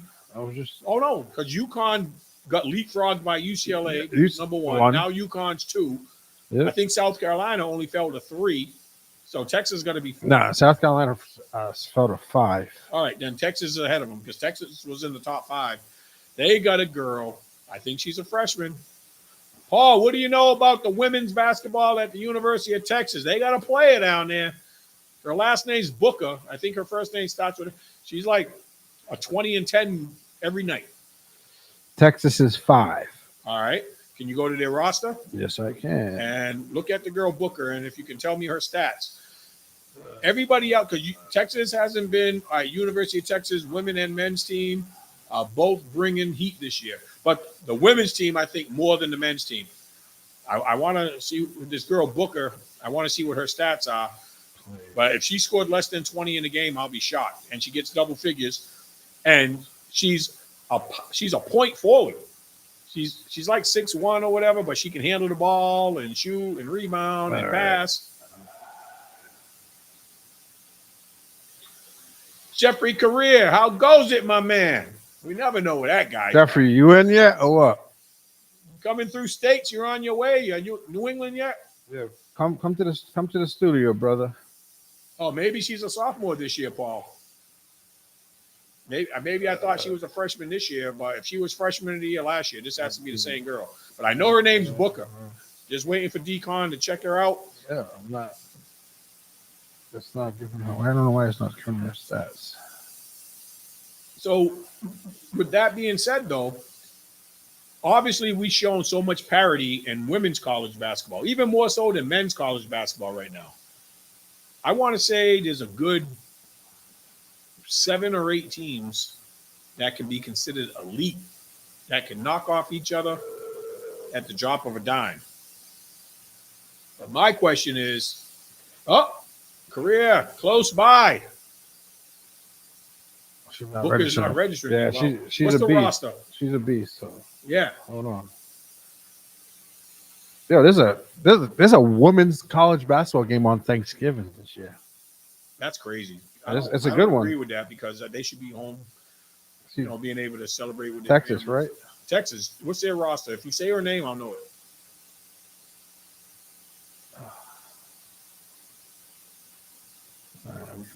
Roster. Now you said Madison Booker. Yeah, I said Booker. He said it was. I said it was M Booker, but I couldn't think of her first name. Yeah, she's 6'1". She's a sophomore. Yeah, so that's the girl. All right, Paul. That's the girl. You said that's the girl that was the freshman of the year last year in that conference, and her name's Madison Booker. And she hasn't scored less than 20. She's averaging 17 right now. Oh, I agree. I look forward to women. Last year, I couldn't wait to watch some of the, but there's even more parity. She's averaging 17. Nah, she can't leave early, fool, because she's only a sophomore. You can't go hardship when you're in women's. It's different than the men's. You have to play 4 years. Yeah, she's getting paid, man. She's getting paid. Done it. She has an NIL deal. Yeah, just looked her up. Yep, Madison Booker. Yo, she's a problem. If you haven't seen her play yet, Paul, do yourself a favor, man. That girl is a problem. She's not getting the notoriety because the other programs have been established for a little bit longer, the UConns, the Notre Dames, the USCs, but she is not to be slept on.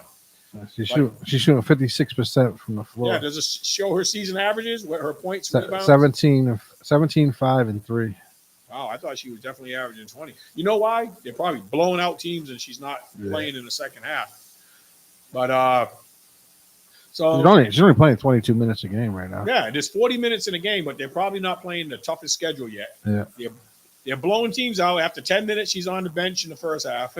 And then she comes out and starts, plays 7 or 8 minutes in the second half, and then, they're benching her again.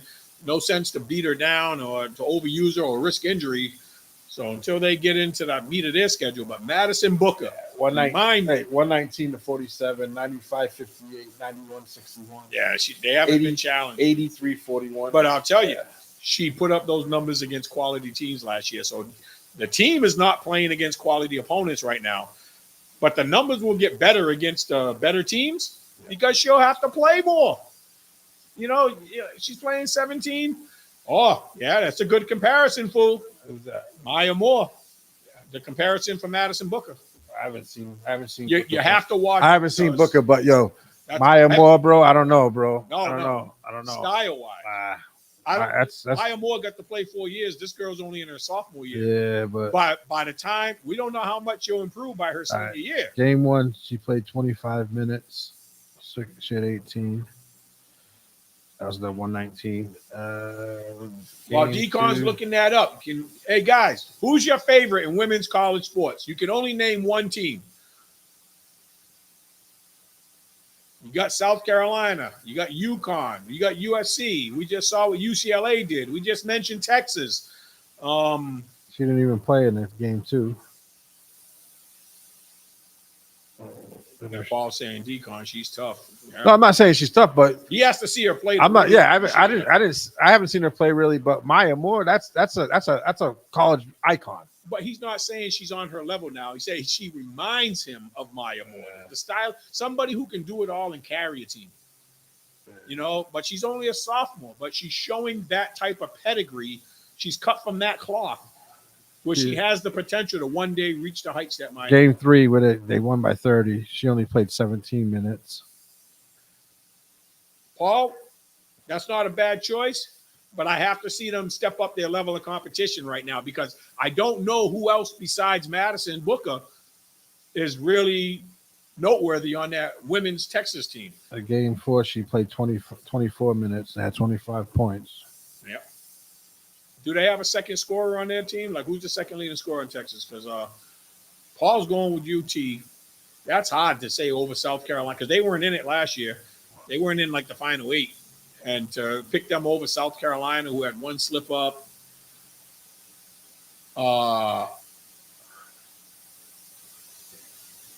That's a dumb statement because the comparison was just the first 25 games.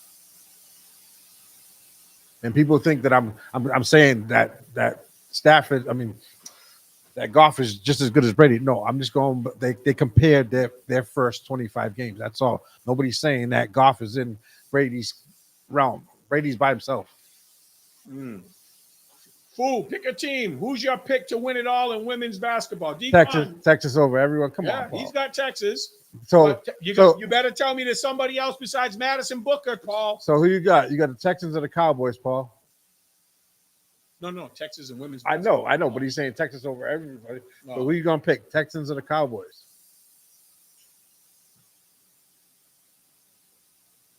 I agree with that, fool. Who's your pick, Deacon? Who's got the strongest overall team in the early seasons? I'm gonna have built to win. I'm gonna have to say UConn. UConn got the horses. They got the coach. If they stay healthy, they got the coaching. They got Izzy Fudd is a problem. No, she's tough, but that if. But you know what's going to make UConn really tough? One, just like South Carolina, they got the established coaching. Yeah, UCLA and USC, they don't have the coaching pedigree that Don Staley and Gino have. So I think that gives them a huge advantage over the rest of the field. I do like what Janelle Ivey's doing down at Notre Dame. And, yes, her son's the one playing for the Detroit Pistons right now. She's been a long-term coach. She was Muffet McGraw's number 1, and now she's running the show. Notre Dame looked good. So Notre Dame is my pick. And when USC is healthy, when they have everybody. Well, when they got Kennedy Smith, but that's the same argument I'm using for Notre Dame because they don't have their 2 bigs. Yeah. But they had a freshman who played well. Notre Dame has a freshman big. Sorry that I forgot her name, but she's highly touted. She's about 6'4", and she's a banger, and she had skills. She scored a few points. She missed a few baskets that she'd normally probably make. But when you got Hidalgo, Citron, and Olivia Miles, and don't forget King. And King, there's only one ball to go around. If you look at the roster for Notre Dame and you say the name, I'll tell you who the girl is. But when they get the other 2 bigs back, I think the advantage that Notre Dame will have over the field is they'll be the only team that has dominant guard play. Caval? Yeah, that's it. Caval. She's a freshman. So we've only seen 3 or 4 games from her so far, but she comes in highly touted, was one of the best bigs in the country last year in high school. She's going to do her thing. She was a McDonald's All-American. Yeah, but I'm telling you, she was highly touted. But we hear about all the gods. We hear about all the scorers, the Jujus and the Hannah Hidalgos. But Caval's, she's a problem. Now, supposedly there's 2 other bigs that are just as good as her, but they're not freshmen. So they add a little bit more experience that will allow Caval to get better in practice every day. There's a light-skinned black girl. She's about 6'4". And then there's a 6'3" girl. They're both a problem. If they can give more down-low presence combined with the 3-headed monster of Hidalgo, Miles, and Citron, there's a lot of weapons to try to stop on that Notre Dame team. And I just hope, I know it's impossible, but I'd like to see everybody in college women's basketball stay healthy and just let the talent play out. That would be something to see. They have a Cassandra Prosper. She's 6'3". That's one of them. That's one of them. That might be the black girl. Yeah, she's a 6'3". Yeah, but they have another girl around that She's size. from Canada. Yeah. Yeah. They showed her on the sidelines, and they were like, "Oh, even though they're not playing today, they got the memo that this game's going to be on nationals." And they were dressed. They look like supermodels, and that girl was 6'3", 6'4", very talented. And they got another girl. So when you add those two to the mix, Emma Rich, she's a 6'1" guy. Emma Rich. I don't know. I thought they said two bigs, but there's two people currently hurt. That are not. Yeah, it's Tuesday because Thanksgiving. That's right. That's why we decided to come on because we realized Thursday was Thanksgiving. We didn't want to skip a week. So me and D-Con made it happen, and we're here Tuesday. I'm never bringing the testosterone level down, Jeffrey. You know better than that. But, Sounds like a challenge, Jeffrey. That's all we do is challenge each other. Jeffrey, I still, we got Paul picking Texas. We got D-Con picking UConn. I'm picking Notre Dame. I'm still waiting for D-Con to tell me why UConn is better than the rest of the field. I already said if they stay healthy. They got to stay healthy in the coaching. And the coaching. Okay. I just think Notre Dame is supremely talented, and they are. But I can't imagine them adding more players. They have to stay healthy as well. And you know what I like about what the underestimating thing about Hannah Hidalgo? Everybody realizes that what she does on offense. She's averaging 5 steals a game. Did you see? She tried to go play Juju. She made the God play for USC impossible. That's why that freshman needed to be there. She put so much pressure on the ball handlers, they couldn't get into their offense. She had them rattled. She had her hand in on every single crossover. She was in the passing lanes. I don't know how many steals she ended up with this game, but who averages 5 steals a game. And she told her coach she wanted the challenge of playing Juju, but she's 5'6", and Juju's like 6'1". Yeah. But she still switched off on her from time to time, and Juju could not cross her up. Juju could get her down in the post, which was, I guess, Coach Ivey's concern. But when they were out in the perimeter, you noticed that Juju wasn't effective penetrating against her. When Citrone matched up against her, she had the size, and when Hidalgo matched up against anybody out there, they couldn't she was a ball hog. It was like playing against Flea. You were just like, it's time to pick the ball up and pass it. I don't want to be dribbling around this guy. He's going to turn into Pac-Man out here. Start gobbling up people's handles. You be spinning and thinking you got the ball, and the next you know, somebody's going the other way. So what's this? Nah, my money is on it. I can go against Coach. I can go against. Cannot go against. Yeah, I think you forgot a word. I cannot. Oh, the next one. Yeah. That's the coaching experience that Gino Auriemma and Don Staley have. Yeah. I'm by far not counting out South Carolina. No. But in case you guys came on a little late, me and D-Con were talking about we need to know what's going on with that little controversy with Malaysia Fulwiley only playing 3 minutes. We're thinking she got a little chippy with the mouth with Coach Staley, but she was a great freshman last year, second leading scorer. Yeah. That's why Gino has an advantage with UConn. That's why I said Don Staley with them. But that's why I said I'm going with UConn. But I'm still going with Notre Dame because I think they're big game battle tested. They play a great schedule. I think they play in the ACC though, so they'll play North Carolina, Duke. There's not really any other major powers in that because South Carolina is in SEC or something. SEC. Yeah, so they might not play them, but. Guys got to keep an eye on. But I'm not counting out South Carolina, but I'm not ranking them a little higher until I find out what's going on with Fulwiley and Don Staley. Was it just a one-game misunderstanding? Are there going to be long-term repercussions? Because the fact that she was uncontrollable and on the bench, and teammates and coaches and reporters after the game were saying she couldn't be consoled. She was crying. It was like she messed up long term. Like I don't know if she disrespected her. Like I'm guessing right now, but something's definitely not right between Fulwiley and Don Staley. I can't imagine you got somebody of that talent. You don't give them a second chance in the second half or something. Maybe they messed up in the beginning. They only got 3 minutes, but you give her another chance at some point, right? Yeah. Fulwiley was so South Carolina can still be in the mix, but Fulwiley has to be especially if you're a big part of that. If you're a producer, man, you gotta make up and do something. Mm-hmm. Is having the best seat in the house is not helping your team out if you're a contributor. No, can't help from the bench. Here's the question. What's that, Paul? Make it quick. Time's a ticking, and we got to get to the NBA. No, the Cowboys suck.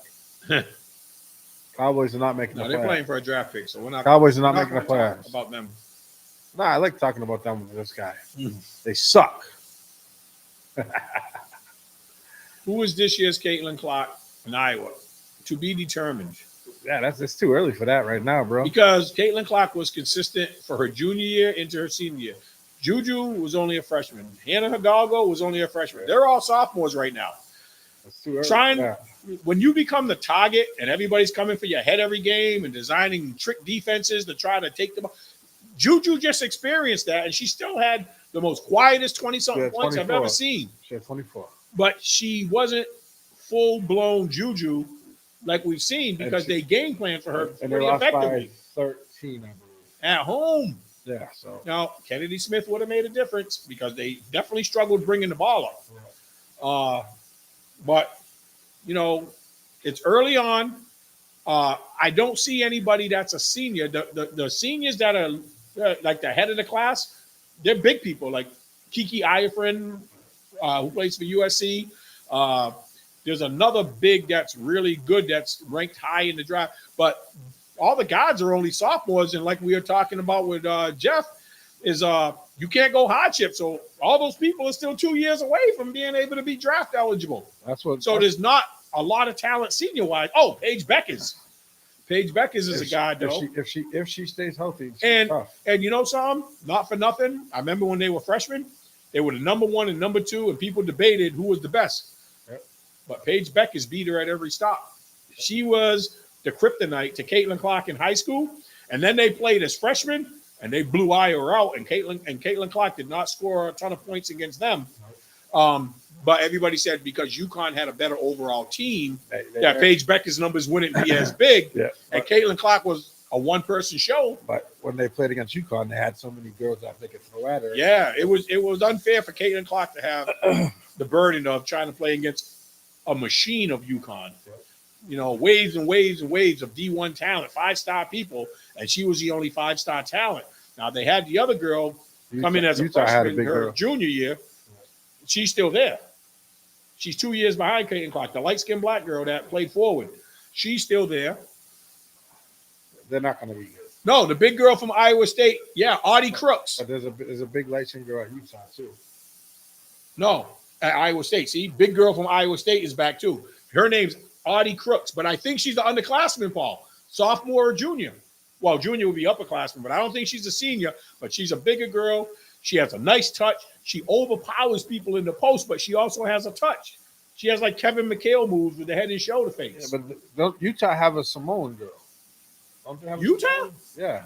I'm not sure. They had a big Samoan girl. I thought he was not sure if it was Utah or Iowa State, but yeah, Iowa State has Audie Crooks, and they're ranked in the top 10.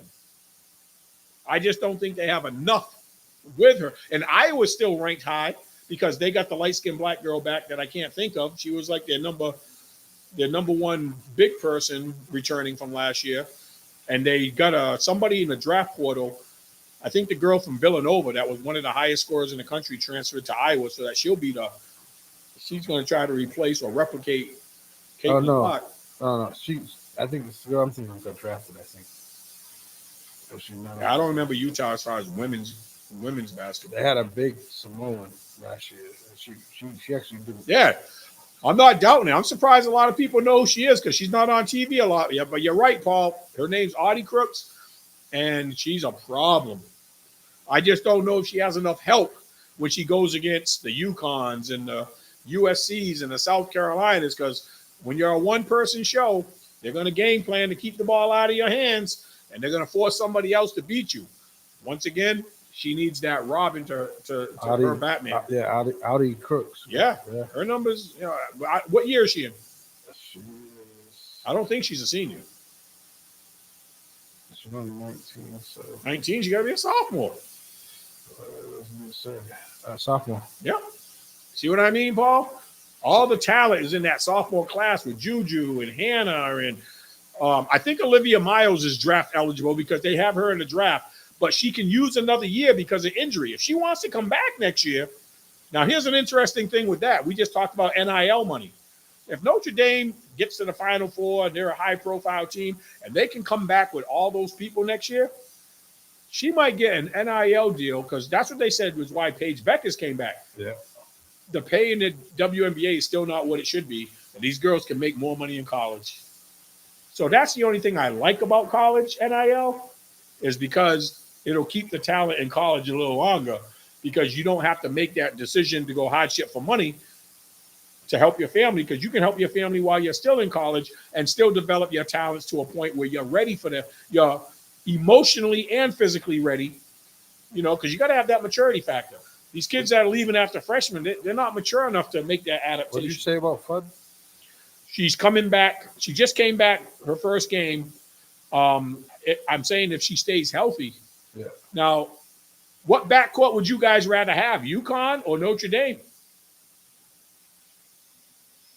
That's a crazy thing there. I'm biased. I'll go UConn. If both of them are healthy, I'll take either one, but that's a really, really tough. Paige Beckers is Paige Beckers. If she's healthy, to me, she's my favorite player in college basketball the last 4 years because FUD is her skill level and how much hot, and she's a leader. When you have your best player is also a leader, she can motivate the level of play for all the rest of the people on her team, and she makes everybody better with the way she passes. If you need her to get a bucket, she gets anywhere on the court she wants. Yeah. She was dominating as a freshman.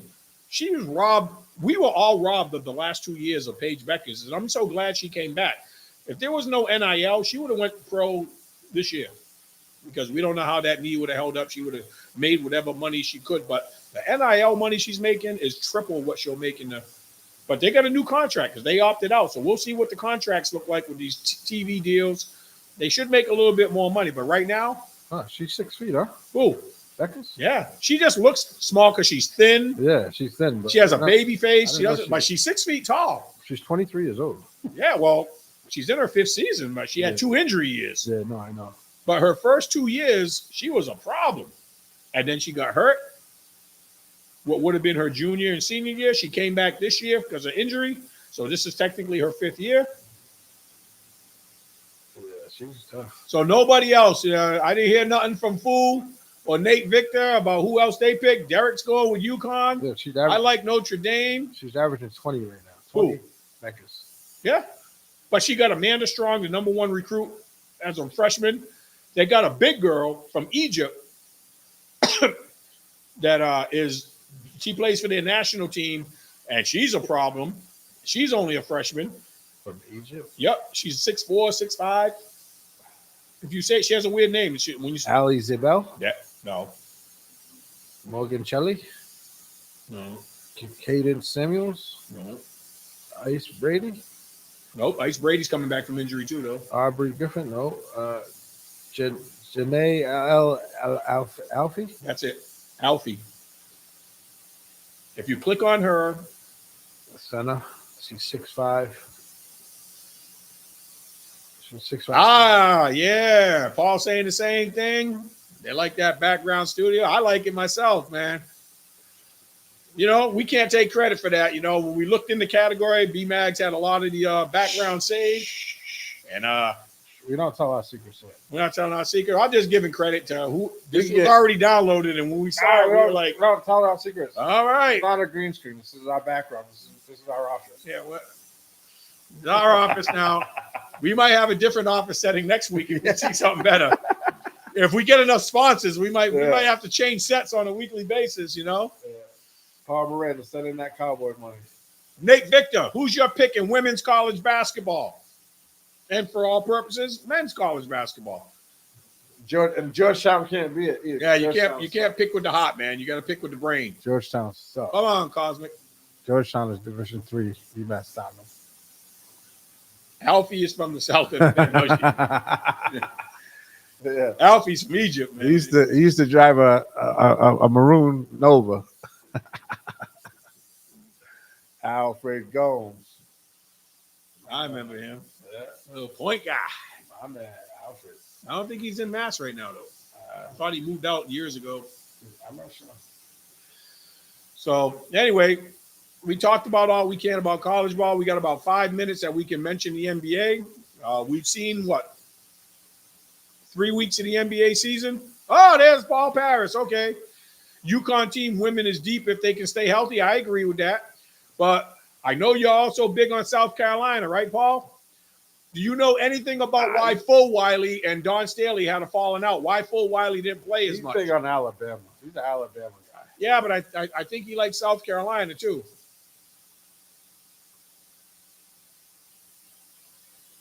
That's all right. He's playing. He's playing in Division III now, Paul. It's okay. Yeah, I'm not. They'll never be on TV no more. I'm not a Georgetown guy, so anything you say to me with Georgetown, I'm going to give you a negative response. All right. So while we're waiting for people's opinions to come in, Paul, I'm real curious who you think. You said UConn, but what your thoughts on about the Full Wiley? South Carolina missing bigs.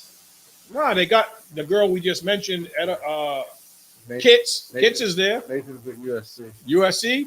Well, they got to get Kennedy Smith back, their point guard, their freshman. She was out. Without her, it really was a glaring hole with what Hidalgo did with the ball pressure. She even disrupted Juju, but she gave them fits bringing the ball up court, not being able to get into their offense. And then she dominated on both ends of the floor, man. Her defensive contributions were almost as good as what her offenses was. They couldn't stay in front of her. Yeah. She was getting wherever she wanted. She was getting to the basket. She was hitting threes. She was out in the open court. So Nate Victor likes USC. Okay. UCLA's got to be considered after what they did to South Carolina. They're number one right now. UCLA's number one right now. Yeah. Honestly, in my opinion, you can't sleep on anybody in the top 7.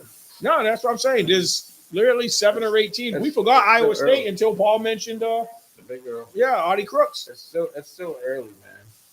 Iowa's still ranked up there. They might be 9 or 10. I forgot the girl that transferred there, but she was a big time player at Villanova. One of the highest scoring people in the country, and she transferred to try to fill that role left vacant by Notre Dame for Paulo Paris. Hey, I knew, he'd agree with me. He wasn't even on when I said, why? Is it the depth and plus they're waiting for their big girls, Paul? Because they got 2 bigs that are, like Derek mentioned, the girl from Canada. If he knew it was you, he would have picked somebody else just because it was me. But my whole point in doing this little exercise, there's no wrong answer. You can pick 4 or 5 teams, and everybody could be a legit contender. UCLA, USC, South Carolina, Notre Dame, UConn. That's 5 already.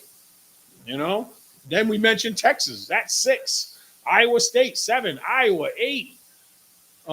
There's a number. I've never seen women's college basketball. There's always been the top-heavy South Carolina or Tennessee back in the day or UConn that there was 2 or 3 teams that were head and shoulders. We waited the whole regular season didn't make a difference. We just wanted to see the top 2 or 3 teams play head-to-head. Yeah. Now we got 8 teams that all have a legitimate chance of staking their name to that claim of best team in the country.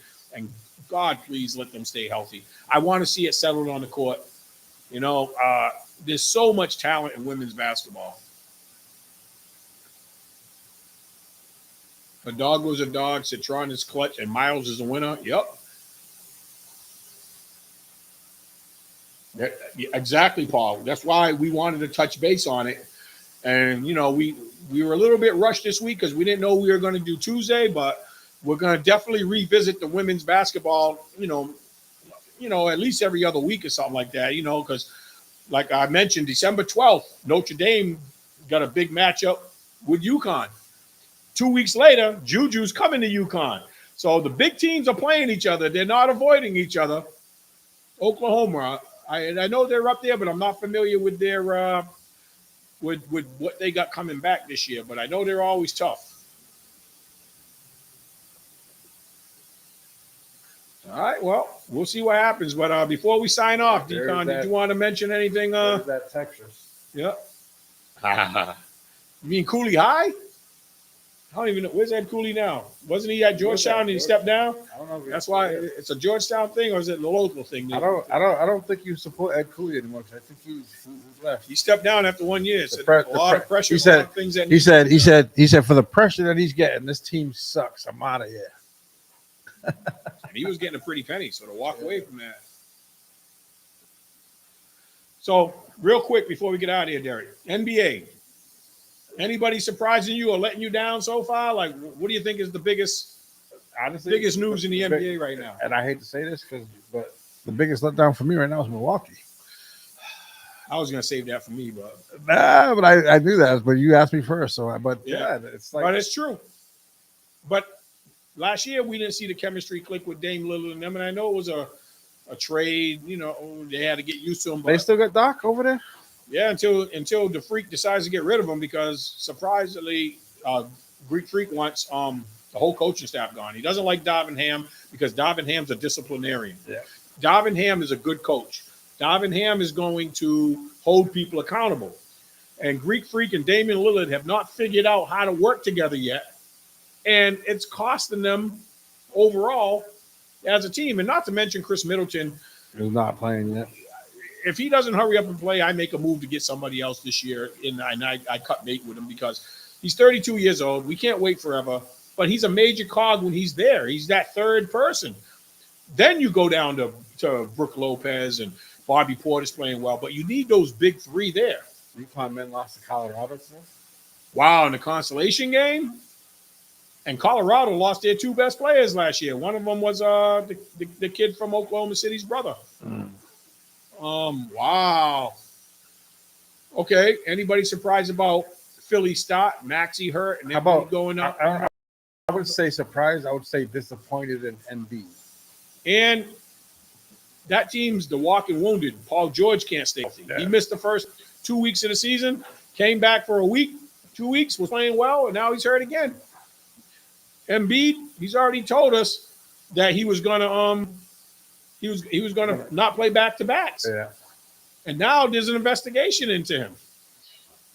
And he's not saying the right things to back up a team. Maxey, I heard, called him out in a team meeting. Yeah. And he's like, you got to be here. You can't say what you're saying. Somewhat. Are you kidding me, Paul? Well, they got a reality check the other night against Boston. They are. And it was a good game. It was a close game. It's not like Boston blew them out. No, but Boston did that before they got Mr. Porzingis back. And now that the Unicorn's back, we've seen what Boston can do without him. But he got to stay healthy. Yep, we were talking about Derek brought that up today. I wasn't aware of that. We'll see if Cooper Flagg can stand up to the pressure. I mean, it's at a neutral court. But, yeah, they were undefeated.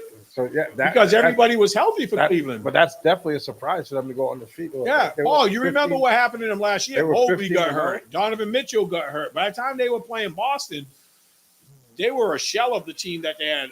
Darius Garland wasn't full strength. But they got a very talented team when healthy as well. Yeah. So and they're young. So I saw a not so surprising comment about the Knicks coming from our resident Knicks fan. Nate, what are you surprised about the Knicks? Because are they doing better or worse than you expected? I still got a championship, though, Nate. Never healthy for Tony's Bruins. Still got a championship. You know why? Because it was mingling in with the beginning of baseball season, and Derek Kahn knew that's where his bread and butter was. So he was leaving basketball early to get ready for baseball. My bread and butter was never short. Yeah. But what about teams on the West? We mentioned East Coast teams. I think Boston's still the class of the East. Yeah. Cleveland's showing right now they're the number 2 spot, but I'm not. A healthy Indiana is real tough too. So Indiana or New York, guys, we know where Nate Victor's going to go, but Indiana or New York, both healthy. Who's a bigger challenge? True. Knicks did blow up the Nuggets, but I don't think Michael Porter's playing for the Nuggets right now. It's just Jamal Murray and Jokic. So they're not at full strength right now. And Denver's depth has been lost the last 2 years. When they won the championship, they lost the defensive player from Boston there. He went to Toronto. And then last year they lost Caldwell Pope. Yeah. I mean, and the The Duncan dude, he's not playing right now. He's hurt. The dude that won a dunk contest for the Nuggets. He won a dunk contest at Orlando. What's his name? Oh, I don't know. Light skinned cat. Oh, he didn't win a dunk contest. He lost to. I thought you were thinking of Dallas because the athletic dude for Dallas went to the Clippers. What's his name? Knicks need a better bench. Well, they got nobody hurt right now. I haven't seen Kolek play as much as I thought he was going to play. I thought he was going to have a chance to be a backup and, get like get Pritchard numbers for minutes. I thought he'd get Pritchard minutes, with the Knicks this year. And I was kind of looking forward to that. But I got to see how Anthony Towns. Aaron Gordon. Oh, that's right. He hasn't been playing. He's been hurt. Yeah, so him and Michael Porter, that's two big cogs to not have on a consistent basis. And when they get all of them back at the same time, so far Jamal Murray's been relatively healthy, but we all know what, he gets hurt here and there. So the Knicks have the lowest scoring bench in the league. How? I thought they boasted that up now. Who's the guys that played well for them last year that ended up having to play a lot of minutes? They had a young guy that was killing it in the playoffs. What was his name? Nate, what was the kid that killed it for the Knicks in the playoffs last year? He was the point guard? No, he was like an off guy. He came in off the bench, and he was killing it in the playoffs. Not Hart. No. Hot was a name we know, but there was another dude. Oh, man, Nate's going to pop up and say it in a minute, but I can't remember his name. But he's not playing as much this year. I don't know. Oh, I forgot to see how much time we get left. I think we're set up for 1:15. 8:15. Yeah. So, guys, we're going to get signed off in a minute and a half. So, we got to wrap it up. McBride, there you go. Nate Victor, thank you. McBride had a great playoff. I thought he'd be a bigger cog. Nate, what's going on with him? Is he contributing? Is he in the rotation? Because I think the Knicks are missing Hartenstein. They lost him, and he gave them so much toughness, interior toughness, defense. He could score when he had to, but he didn't have to have the ball. But he got big money to go to OKC. You brought in Towns, but if you were able, but then again, if you would have kept Hartenstein, you probably wouldn't have traded for Towns. Yeah. So we can't say that, what would have happened if he was there. All right, so we're getting ready to close it out. We're set up to go off at 8:15. We had 2 hours and 15 minutes. We look forward to seeing you guys next week. Hey, guys, polish up on the men's and women's basketball because it won't be on a Tuesday. It won't be on a Tuesday. We'll be back to Thursdays next week. This was just we didn't want to miss time this week, so we jumped on Tuesday unannounced. We're glad that you guys took the time to find us and still chime in, so we weren't just talking to ourselves with empty listeners. But we'll be back next week. We appreciate your comments. D-Con, anything you want to say in closing? Besides, happy Thanksgiving. Yeah, happy Thanksgiving, bro. Enjoy the time with the families. Please don't underestimate the time you have with your families. Don't drink and drive tomorrow, man. Yeah, if you need a ride, don't call me. Call somebody else. Yeah, but Paul, man, you're my boy, man. It's been a tough year this year, so we don't want to lose anybody through stupidity. But I've been staying humble with that Cowboy stuff, so because they ain't good. If they were good, I'd give you more shit. But. All right, so. Guys, we're going to sign out. Thanks for tuning in, and we'll see you Thursday next week.